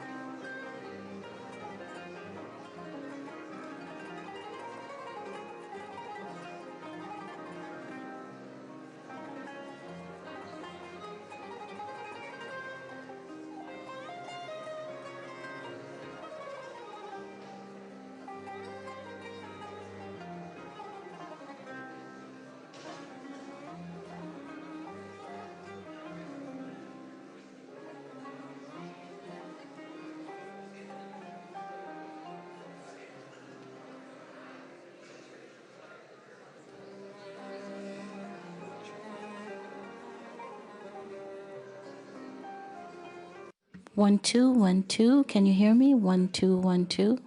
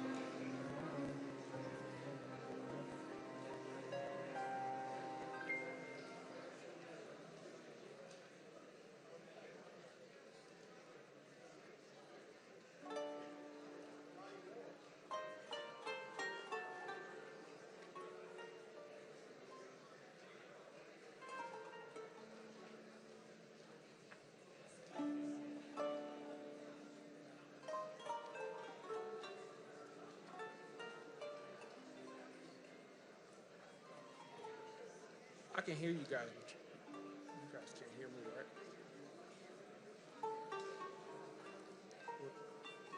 Was I just on the mic?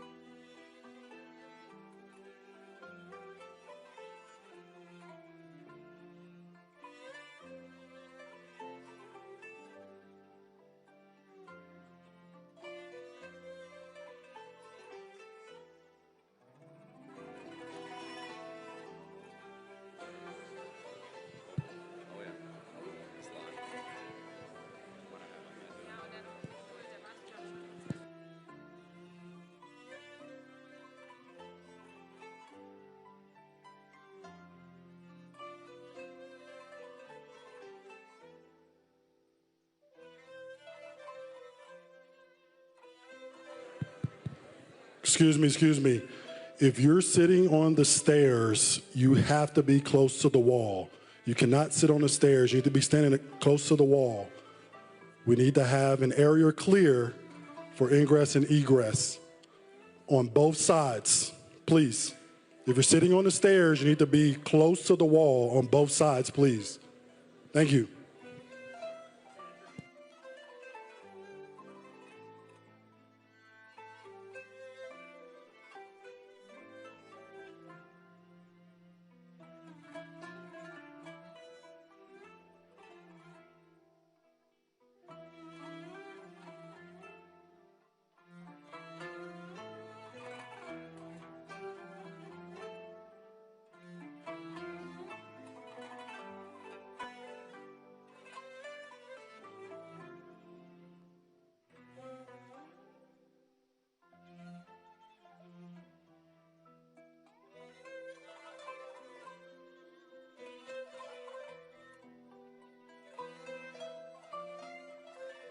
Merdivenlerin bir tarafı mecbur boş kalmak zorunda. Yoksa Sayın Trump açıklamaya gelmeyecekmiş. Bilginiz olsun.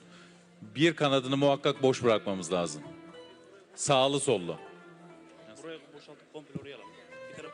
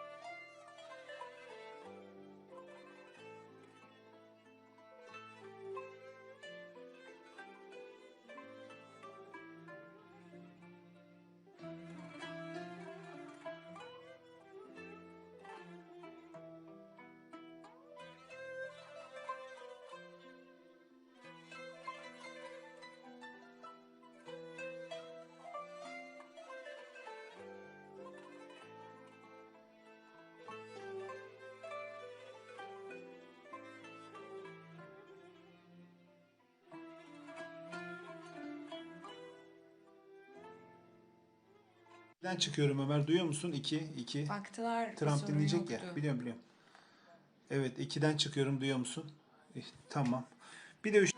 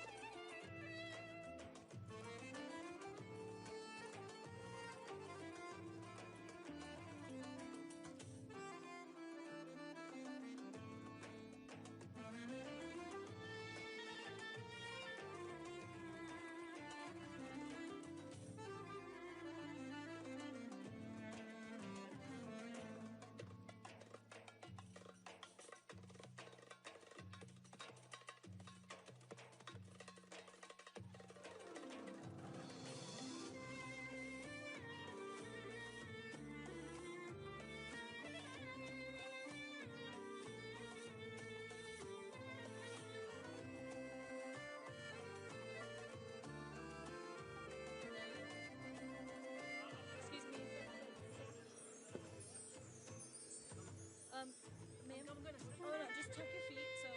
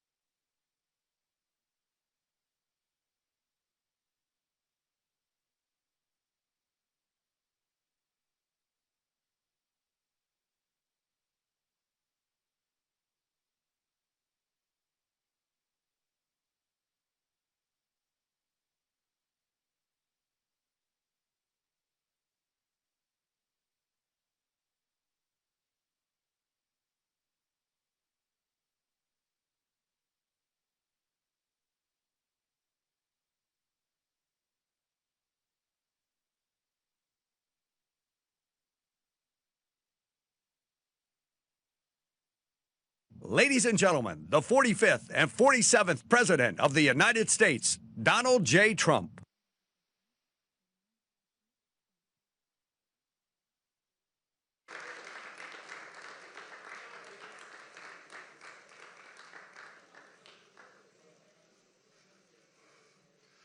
That's a lot of press. Wow. Well, it's important stuff. And you know, our team out here, they've all become stars, superstars actually. But we want to thank you very much. We've had a tremendous time and I think a great success. And we just concluded a very successful NATO summit here in Turkey. And I want to thank President Erdogan, who's really a great man. He's a great leader. He's a friend of mine, been a friend of mine for a long time. He's a strong person, a very strong personality, and that's why he runs such a successful and good country, and really a great, I would say, a great country. Militarily, he's very powerful. People leave him alone, but he's really done a fantastic job. And from the moment we got off the plane, you look at the airports were beautiful. They built a new terminal for our arrival. Everything was beautiful. And so I just want to thank President Erdogan, who's done a fantastic job in Turkey. And I also want to thank NATO Secretary General Mark Rutte. Mark is an extraordinary person, smart, great leader.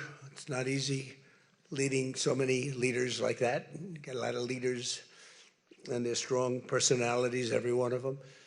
And Mark does an unbelievable job. Couldn't find anybody better.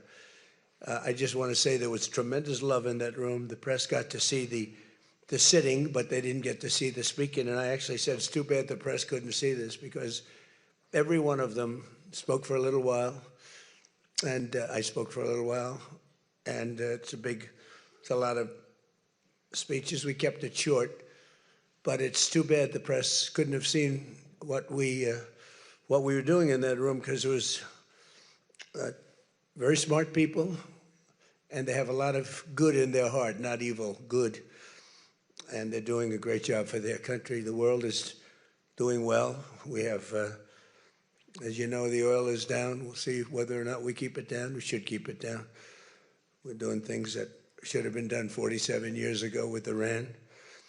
And I just want to say that throughout my first term and over the past 18 months, the United States has led a historic effort to dramatically increase the defense spending and to have equipment that no other country in the world has. When you look at Venezuela, when you look at Iran, essentially demolished their military in a couple of weeks. They had a good military, they had a good Navy, they had 159 ships, everyone's at the bottom of the sea. They had hundreds of airplanes, they're all gone. They were all lying burned up on the runways. They were totally decimated, their radar's gone. Everything's gone, their leaders are gone, frankly. And their combat capability is pretty low. They have a small percentage of missiles left. They have some of the launchers, missile launchers left, call them launching pads, but most of that's been destroyed too. So we have the strongest military in the world by far, not even close, everybody admits it. Last year's summit in the Netherlands was great also, and we achieved an unprecedented agreement to increase the annual defense spending, and it's the benchmark, raising it from 2% to 5% of GDP, which everybody said was impossible. And now they're all thanking me, and most of the countries have agreed to it. We have a couple of that didn't, but I have a feeling they're going to, and pretty quickly. In fact, today they were very positive. One of them in particular was, I didn't think, a good team player. Today was a great team player. As all of the leaders understand very well, the United States remains by far the largest contributor to NATO, monetarily and maybe otherwise, and the strongest military anywhere in the world. And they respect us as a country. Again, they didn't respect us 2 years ago. They laughed at us. NATO laughed at us. Everybody laughed at us. They don't laugh anymore. There's no more laughing. This year we invested a record $1 trillion in our armed forces, and we're going to be asking for $1.5 trillion coming up. We have the money being spent on the best equipment anywhere in the world. In the working session this morning, we discussed the progress other members are making toward the 5% target, and they're making great progress. Many of these countries are very rich, by the way. We don't have to feel sorry for them. But it doesn't mean they're properly protected. There's a big difference. Some have truly answered the call, and others are making big changes and will be answering the call. I think I can say in all cases they're going to be answering the call. And we'll be taking in over $1 trillion a year toward defense. And that's a tremendous amount of money. It's a big up. They were at 2%. They were actually at 1%. I got them to 2%. Then I wanted to get them to 5%. And we got up to 5% the last time. And they're, you know, just again, if you could have seen the respect and the love in the room, and it's love really for the country, for our country. I don't want to say me because you'll say, oh, he's so conceited. He's such a conceited person. But they do. I mean, you know, they like the job I'm doing. They said, sir, we love you. These are grown people saying that. Isn't that nice? Maybe, I don't know, maybe they're trying to get to me. And in the way they did, because there was tremendous unity in that room. And I urge all nations to accelerate their plans to get the benchmark as quickly as possible. The benchmark is going to be that 5% number. That's the number it should have been for years. As a result of the commitment we achieved last year, defense spending of other NATO members surged by more than almost $150 billion in 2025, and much of that money is being spent on American-made equipment. They all want American-made equipment. We're pushing very hard to have the defense companies, and they're great. We make the best equipment, the Patriots and the Tomahawks, and everything we have is considered to be the best. Not by me, it's everybody wants it. I wish we made it faster because we could sell as much as we could make. And as you know, I had Lockheed and every one of the companies, all of the companies who are Raytheon as an example, Boeing. So many of those great companies are now building plants. They had big plants, but they were using them 24/7. I said, that's not the way to do it. You have to build more plants. You don't have to just go overtime. No tax on overtime, remember that, please? No tax on overtime. Those people are happy. But they were doing literally 24 hours to get the Tomahawks done and the Patriots done and all of the other defensive and offensive equipment done. It's the most sought after equipment in the world. You saw that with Venezuela, where they had a lot of great equipment. It wasn't ours, and it didn't work. Our equipment works, but we have to produce it faster for other countries. For everybody, including ourselves, we have to produce it faster. So we think within a year, year and a half max, we'll be, instead of waiting for a year or 2 years, we'll be having it on a 2-week wait, maybe a 1-week wait. That's what I want. And it'll do really well. A lot of people are, you know, just waiting. They're waiting. They want to get this defensive equipment, maybe in particular the defensive equipment, but offensive and defense. As much of that money is being spent on American-made equipment. That's the money that the European and Canada are spending, European countries mostly, and Canada. And they're spending that with the United States, largely. And it's American-made, made in the USA, as we say. Weapons, munitions, supporting thousands of American jobs. This will increase. We have the highest number of jobs. Right now, we have the most people working in the United States that we've ever had in the history of our country. We have the biggest investment ever made, $19.2 trillion. That's 6 times more than we've ever had. Think of it, 6 times more. And what did that were tariffs. Without the tariffs, I think we would have done fine, like at about 2 or 3. The last administration had much less than $1 trillion invested for 4 years. We have 19.2 trillion invested in 1 year. We haven't gone into the extra almost a half a year, 1.5 years. Those numbers won't come out for a little while. So we have 19.2 trillion, not billion, not million, trillion with a T, invested in plants and equipment that's being built all over the country. Eli Lilly is building plants, big drug, Merck, all of them, the drug companies are building. The car companies are building like crazy. In fact, as you probably saw a big announcement yesterday, Toyota is leaving Mexico and they're going to build one of the biggest car manufacturing plants in the world in Texas. That's because of the tariffs, because we don't mind if you build in Mexico, but if you build in Mexico, you have to pay 25% tariff. If you build in Japan, or if you build in any place, China is a much higher tariff. It's 100% tariff because we don't want to lose our jobs. We don't want to have our workers lose their jobs. We have the largest number of plants being built for the most money ever in the history of our country.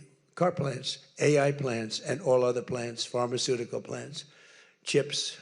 We're not giving anything. All we're saying is, if you don't start, we'll give them 1.5 to 2 years to build their plant. If they don't have that, they have to pay 100%, 200%, even 250%.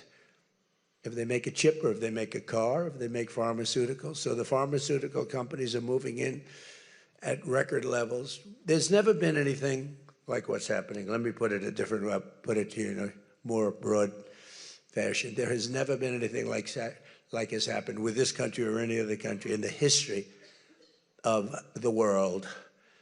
There has never been growth. There's never been manufacturing plants being built. We have so many being built. And in the big ones, like AI, some of the AI, we let them build their own electric plants. We force them to build. We don't want it because the old grid that we have wouldn't be able to supply it. They need, just as an industry, more energy than the entire country produces right now, when you think about it, which is incredible. So take all of the energy that the United States produces and that one industry, which is so big, so powerful, it needs more than that. In fact, some people say almost double. So this was my idea. I said, you can never service that. You can't reinvigorate the grid. You can make it better, but nothing like that. You wouldn't be able to build. And we're leading China in AI, in just about everything. But we're leading China in AI.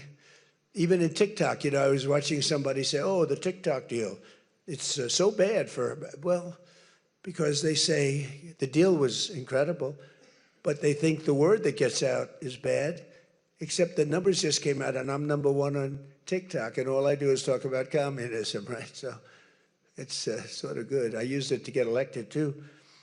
But, you have to get your word out. But the numbers came out just a little while ago, and I was #1, some ridiculous number. I never heard of numbers like that, but #1. And all these entertainers are number 27, 29. It's crazy. I don't even understand myself. But that means that my word's getting out about how great our country is, how successful our country is, and how bad communism is, and how bad these lunatics are that are running for election that don't sound good, don't think good, and don't look good. I don't see any looker. I don't see anybody with the look. You need the look, I guess. You need something, but they don't have it. And I think they'll fade fast. And it's not social democrats. This is not a social democrat. These are communists that are running. And they don't want God. They don't want successful things to happen for our country. They don't want to have a successful country. I think they're sort of crazy. As European nations rebuild their militaries, American equipment will be the largest beneficiary. The defense companies are going to be making most of that equipment. They want the American equipment because it works better. It's not a question of anything else. We make the best equipment in the world. And to that end, I provided other leaders with an update on the steps we're taking to rapidly scale up production in the United States. And they wanted to hear that because they don't really want to get it in 4 years, 5 years. They want to get it like in a week. And we'll actually be at a point like that in the not too distant future with the plants that are being built. The defense plants, it's incredible. Lockheed is building, I think, 5 Some of them are building 3, 4, or 5, and they're big ones. It's going to quadruple the output of we have with the munitions and the basic equipment itself, whether it's a Patriot or Tomahawk missile or any of the missiles that we make many missiles, different types, for different occasions. And just today at the summit, we announced $3 billion of new defense investments with U.S. companies. And Lockheed Martin will establish a world-class Patriot missile sustainment facility, a big deal in Europe. They're given a tremendous incentive by Europe to do that. All goes to the benefit of us and Europe because they're getting the best equipment. Northrop Grumman is moving forward with the sale of advanced American drone technology. We're actually the leader in drone tech. A lot of people don't know that. We have the most sophisticated drones in the world. And we're a real, I guess we're the leader, but we'll soon be the leader by many times over. And Lockheed and Rheinmetall are announcing a partnership to build the Army Tactical Missile Systems, which is a big deal. And Anduril is announcing a deal to build their new Barracuda missiles, which is a very highly sophisticated, fast missile, and we're doing that for Poland. Poland's doing very well, by the way, with a very, very good president, great president, I think. All of these agreements directly benefit the U.S. defense industry and base, and what it really does is it means jobs. And again, I have to just say that when Toyota announced yesterday, I wasn't that surprised, but everybody wanted to get that. That's the largest, I think it's going to be the largest plant in the world, car plant, and they're moving into the United States. And again, they're doing that to avoid paying the tariff, because if you build your product here, you pay no tariff. If you don't, you pay a 25% tariff, depending, 35% sometimes 100%, 200%, depending on what the product is.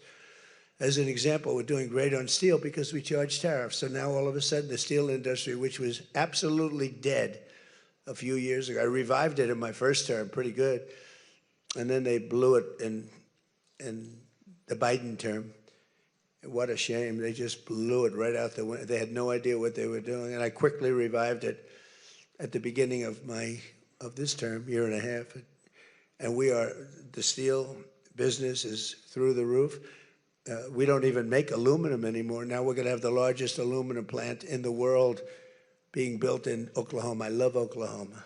77 out of 77 counties, 3 times. And it's great. It's a great state. They're going to be building the largest aluminum plant in the entire world in Oklahoma. It's starting very soon. Over the course of the past 2 days, I had a number of excellent discussions with other leaders at the summit and held productive bilateral meetings with essentially all of them. We had dinner last night, just about all of them were there. President Erdogan of Turkey, as well as President Zelensky, and he just came in, as you probably saw, had a little press conference, and also President al-Shara of Syria, who's doing an unbelievable job in unifying Syria. What a job he's doing. Syria was a mess with what happened with the previous government, you know that. Very dangerous place, and now it's just come together. He's done a fantastic job. People are talking about it. In every conversation, it was clear that America is back, and we're stronger and bigger and better than ever before. We have more jobs, as I said, than ever before. And we're respected again like maybe never before. We are so respected as a country. That's why I wish I told the Secretary General, Mark, I said, it's too bad the press could not see what's happening in this room. You saw the big round circle with all of the leaders of all of those countries. And I don't know, I think they should allow it. The theory is that they won't be so many of the presidents, prime ministers, they were all here from NATO, the NATO countries. And in particular, we have to thank the Secretary General Mark Rutte for doing a fantastic job. He really put on a tremendous, his was just something, he's a unifier. He's a tremendous unifier. So I could take a few questions. We've done a few of these already today, so I don't think we should take too many. I don't think we should take, right? So we're going to keep it a little bit short, and I know a lot of you are going home. Some are going with me. So go ahead, please. Sir, yes. Yes. No. The gentleman right here. The very tall gentleman who's very insecure. He doesn't want to ask the question. He's a handsome guy, but he's very insecure. Go ahead. Do you want to shout it out? Give him a mic. How about giving him a mic? You shout it out.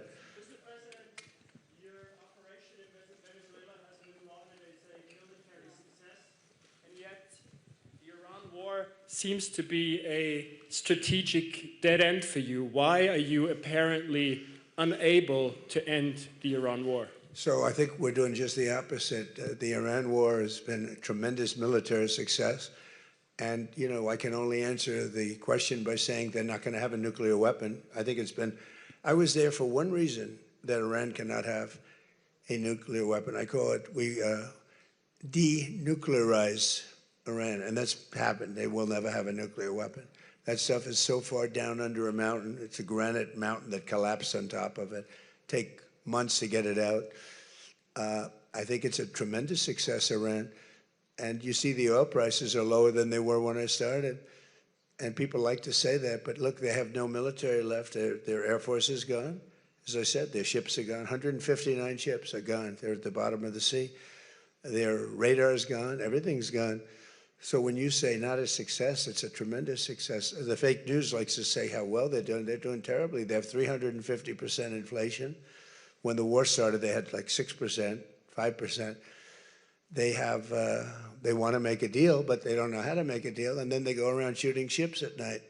I don't like that. You know, they're dealing with very fine people.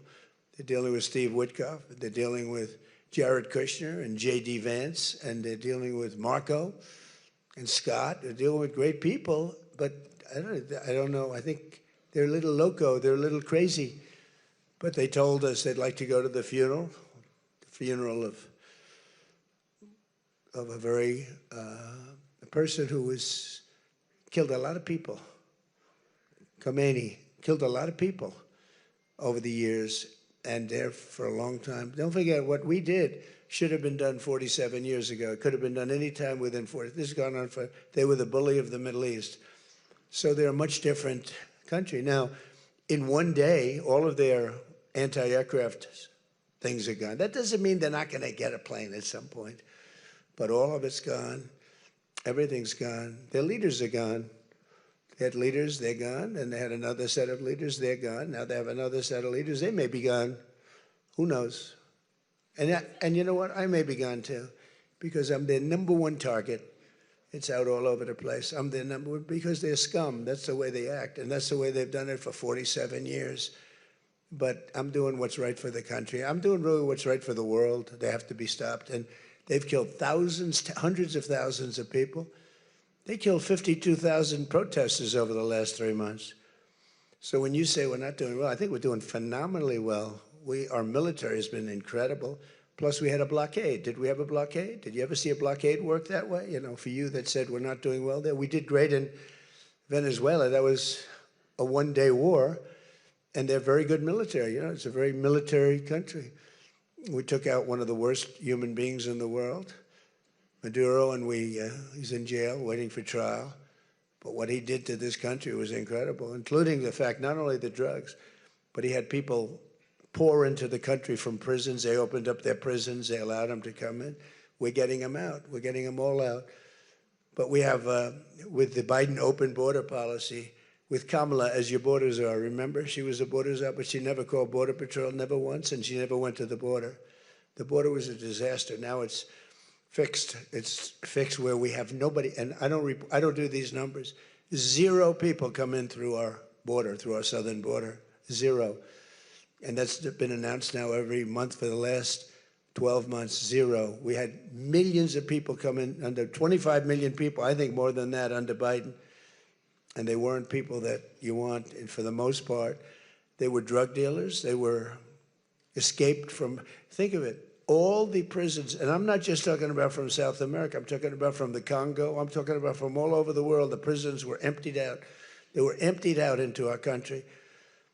But they had the worst murderers. They had We had people allowed in our country that should never, and they walked in through an open border policy. And all I'm saying is that you're lucky we won this election. Yeah, please. Go ahead. Go ahead. No, yes, go ahead.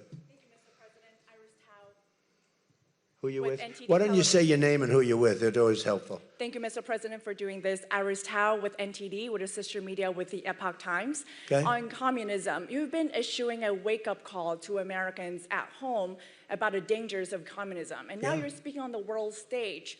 What's your message to people both living under communist and socialist regimes, but also people living under democracies like in Europe and America who might not have realized how close communism has come to home? Yeah, that's a great question, actually. But look, I want to get the word out because what's forming is communism in the country. And communism's easy to sell. I would be the greatest communist in history. I'd be right up there with Lenin. I'd be as good as anybody. You've got free rent for the rest of your life. What they don't say is that you'll be living in squalor in 12 months. You've got a free house. Would anybody like to have a free house? We'll take it away from somebody. We'll give it to you. You'll have murders all over the place. Communism's a disaster. It's been proven to be for thousands of years under different names, but same thing. It's very important. And, you know, it's funny. One of the reasons I do so well with Hispanic people, I set a record, Republicans. I get great numbers for the election, helped me get elected in a landslide, the Hispanics, because a lot of them came from countries that were essentially communist. You know, whether you call them radical socialist or communist is not that much, but there's a little difference. When they say social democrats, we're social democrats, it sounds so nice. It's not nice, it's a very dangerous term. So I do talk about it, and I talk about it on TikTok, and I talk about it everywhere. I talk about it here. And you're right, it has become international, but it's never worked, and it's not going to work. What is working is the United States. If we think of it, we have more jobs than we've ever had. People are making more money than they've ever made. I'm talking about workers now. I'm talking about workers. They're making higher salaries than they've ever made before. It's just the best system, and it's got flaws, but everything's going to have a little flaw, but it's been amazing. And when I watch what's happening, and I see these lowlifes getting, I mean, they're lowlifes. I watch them. I know good people. I know quality people. These are essentially lowlifes. And when I see what they're talking, I think they're very dangerous in many ways. And I've said it, and then I said, boy, that's a pretty big statement. Then I realized, you know, a couple of people said, I think you're probably right. I think this country, with this thing that's going around, is in more danger than it was during World War I, World War II. If you talk about September 11th, if you talk about Pearl Harbor, that was big danger. I think the concept of us going communist, because one thing that happens when you go communist, you never come back, never comes back. You die in squalor. You die a horrible death. You die in squalor, and it gets very evil and very nasty. Yeah, please go ahead. Mr. President, Tyler Pager with the New York Times. Last month you said Iranian leaders were very rational people, nice people to deal with, strong people, smart people. Today you said they were scum, sick people, and being led by sick people. What changed, and do you think I got to know them. So I've said that about a lot. Now, when you say rational, I think they're much more rational than level 1, level 2. Level 1 is gone, level 2 is gone. This is level 3. I think they are more rational, but based on their actions over the last week or two, they're not doing a service to the people. And I think more than anything else is I got to know them. And I'm not sure I want to make a deal with them. We can play games, but I'm not sure I want to make a deal. I just finished the job. Yeah, please, go ahead. Go ahead. Go ahead. Go ahead. Thank you, Mr. President. Steve Sedgwick from CNBC. The oil markets are up today around about 7% for WTI and Brent as well. The world is taking you at your word, sir, that the MOU is over, that the ceasefire is over. What happens next, sir? Are we on the cusp of a full-scale return to full conflict? Well, I'll tell you what happens next. We're never going to see Iran have a nuclear weapon because that's much more important than the numbers you're talking about. The prices of oil are dropping like a rock. Now they'll be up a little bit, and this will end very quickly. We have an oil glut right now because we got all those boats out of the Strait, and it's going to drop, and I've predicted everything. I've been right about everything, and I have been for a long time. That's how I got to be president 3 times. That's how I won 3 elections. I did very well in the second one, won it. It was a rigged election. But I've been right, and oil's coming down. Now, I have to make sure of one thing, that we don't have lunatics having control over nuclear weapons. So we have that now. There's no way they have a nuclear weapon. We have cameras, as an example, on the site that those beautiful B-2s at 1 o'clock in the morning 10 months ago blew up. They blew it up. We have cameras, that's called Space Force, if they're in space.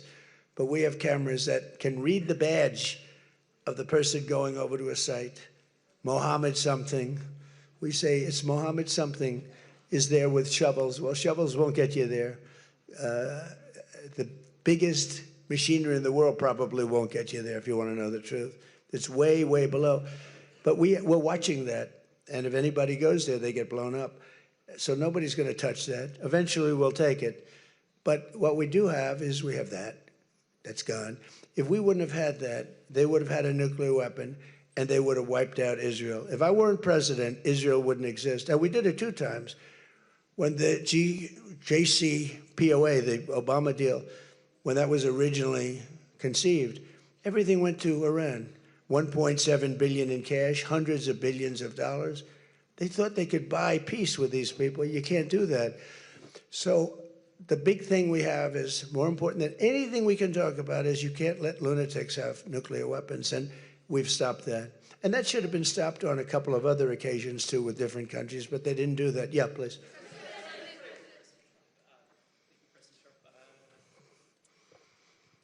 Stephen Nelson from the New York Post.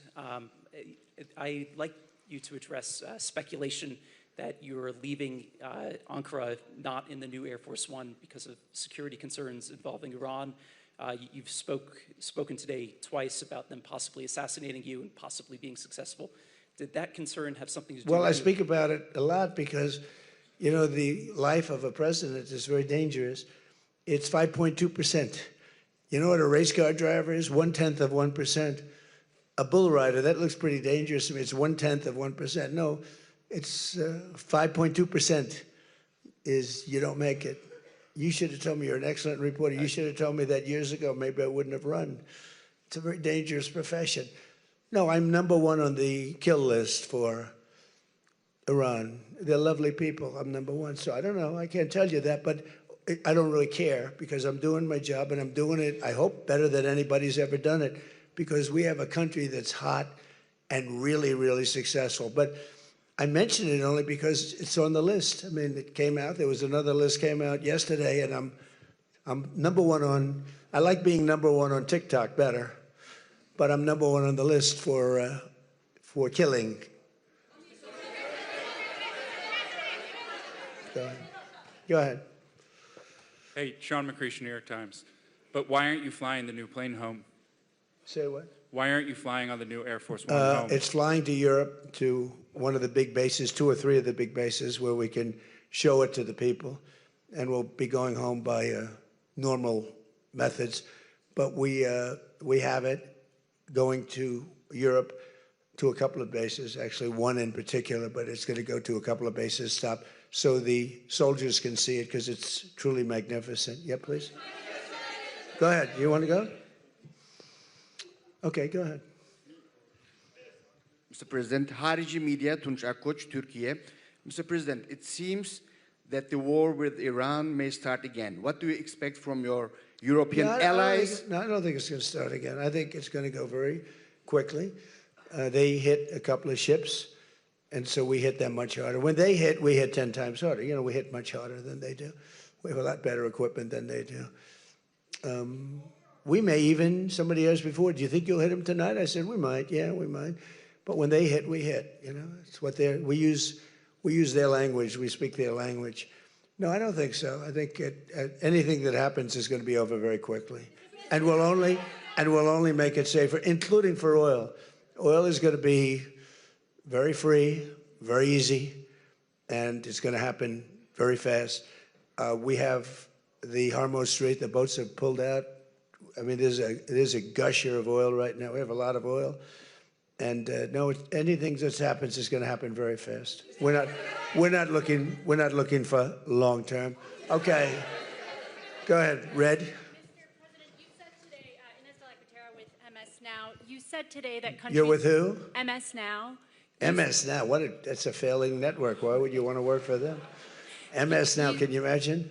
They wanted to get away. They took the name NBC because they were embarrassed by it. Go ahead, let's go. When do you hear this question? You said today that countries like Spain, Italy, and the UK were not there for the U.S. and its war with Iran. Should those countries be attacked, will the U.S. be there for them? Well, I'll tell you what. Number one, Spain has been very bad, but Italy's been good, and almost all of the countries have been good. They just had a bad moment.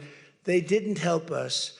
We didn't need their help, but if we would have wanted their help, I said, by the way, if I want help, sir would rather remain on the sidelines, and I didn't like that answer. UK gave an answer that was sort of weirder than that. They went out. I said, would you like to help? They said, we do, but we want to wait till the war is over. This was not in the spirit of Winston Churchill.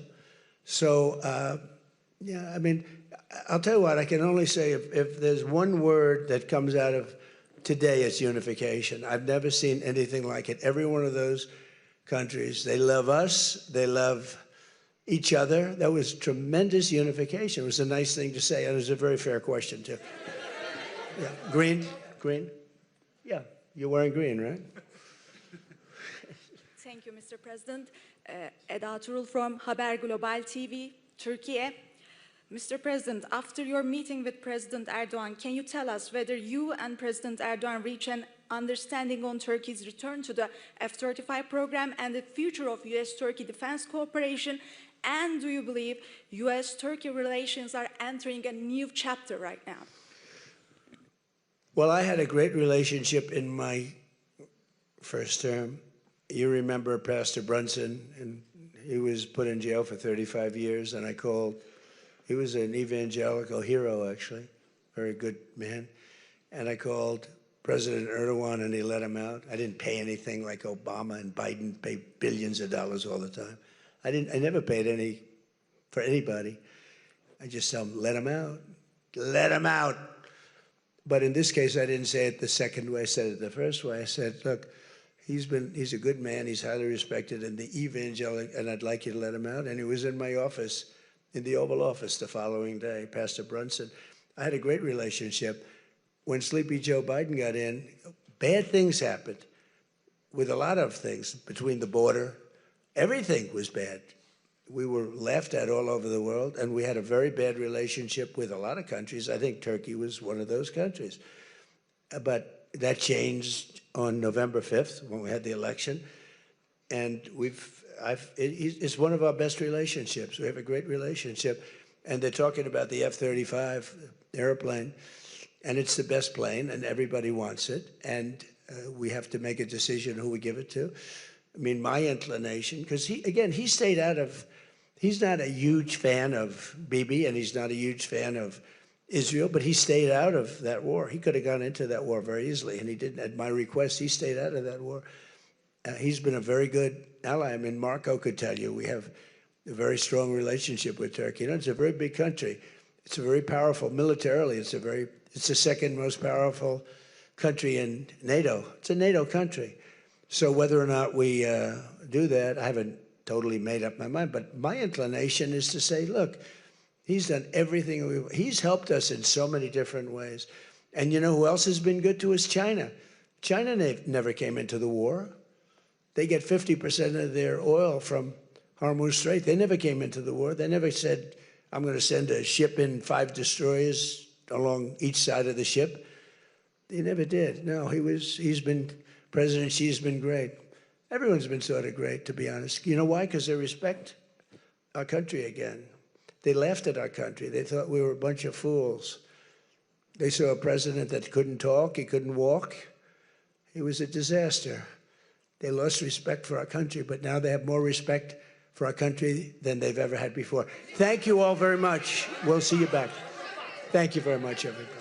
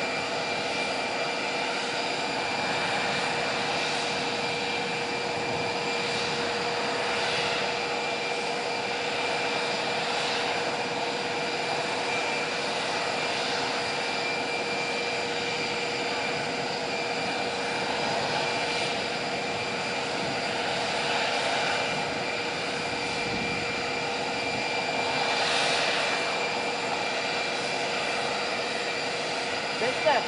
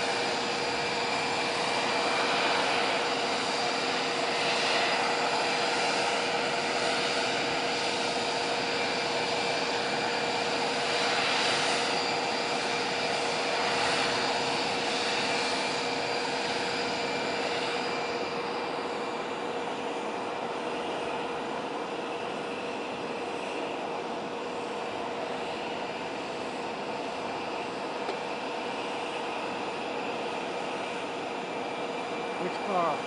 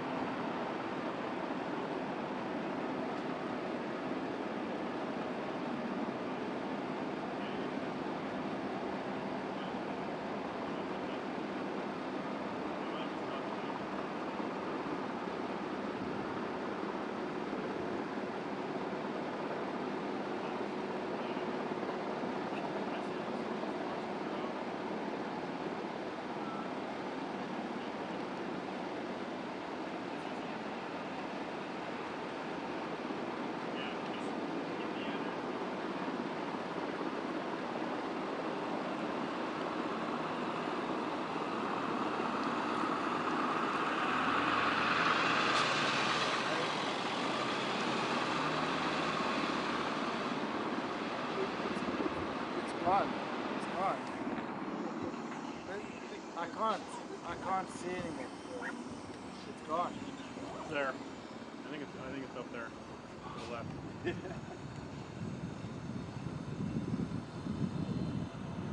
you get it? I think it's back around to the left.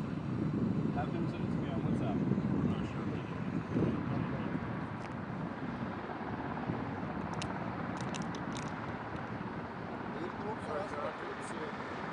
Good work. Good work. It's over. I'm done. Get out of the truck. We're pushing. And then he gets back in. I was like, get out.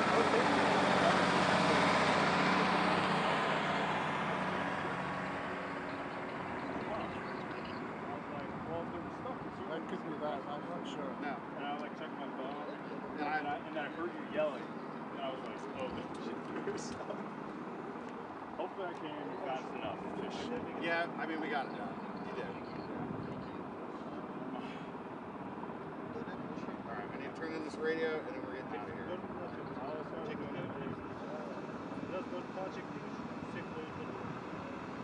Hey, did you, I don't want to peel it out. I'll just do it. Okay. That'll be quick. Do you want him to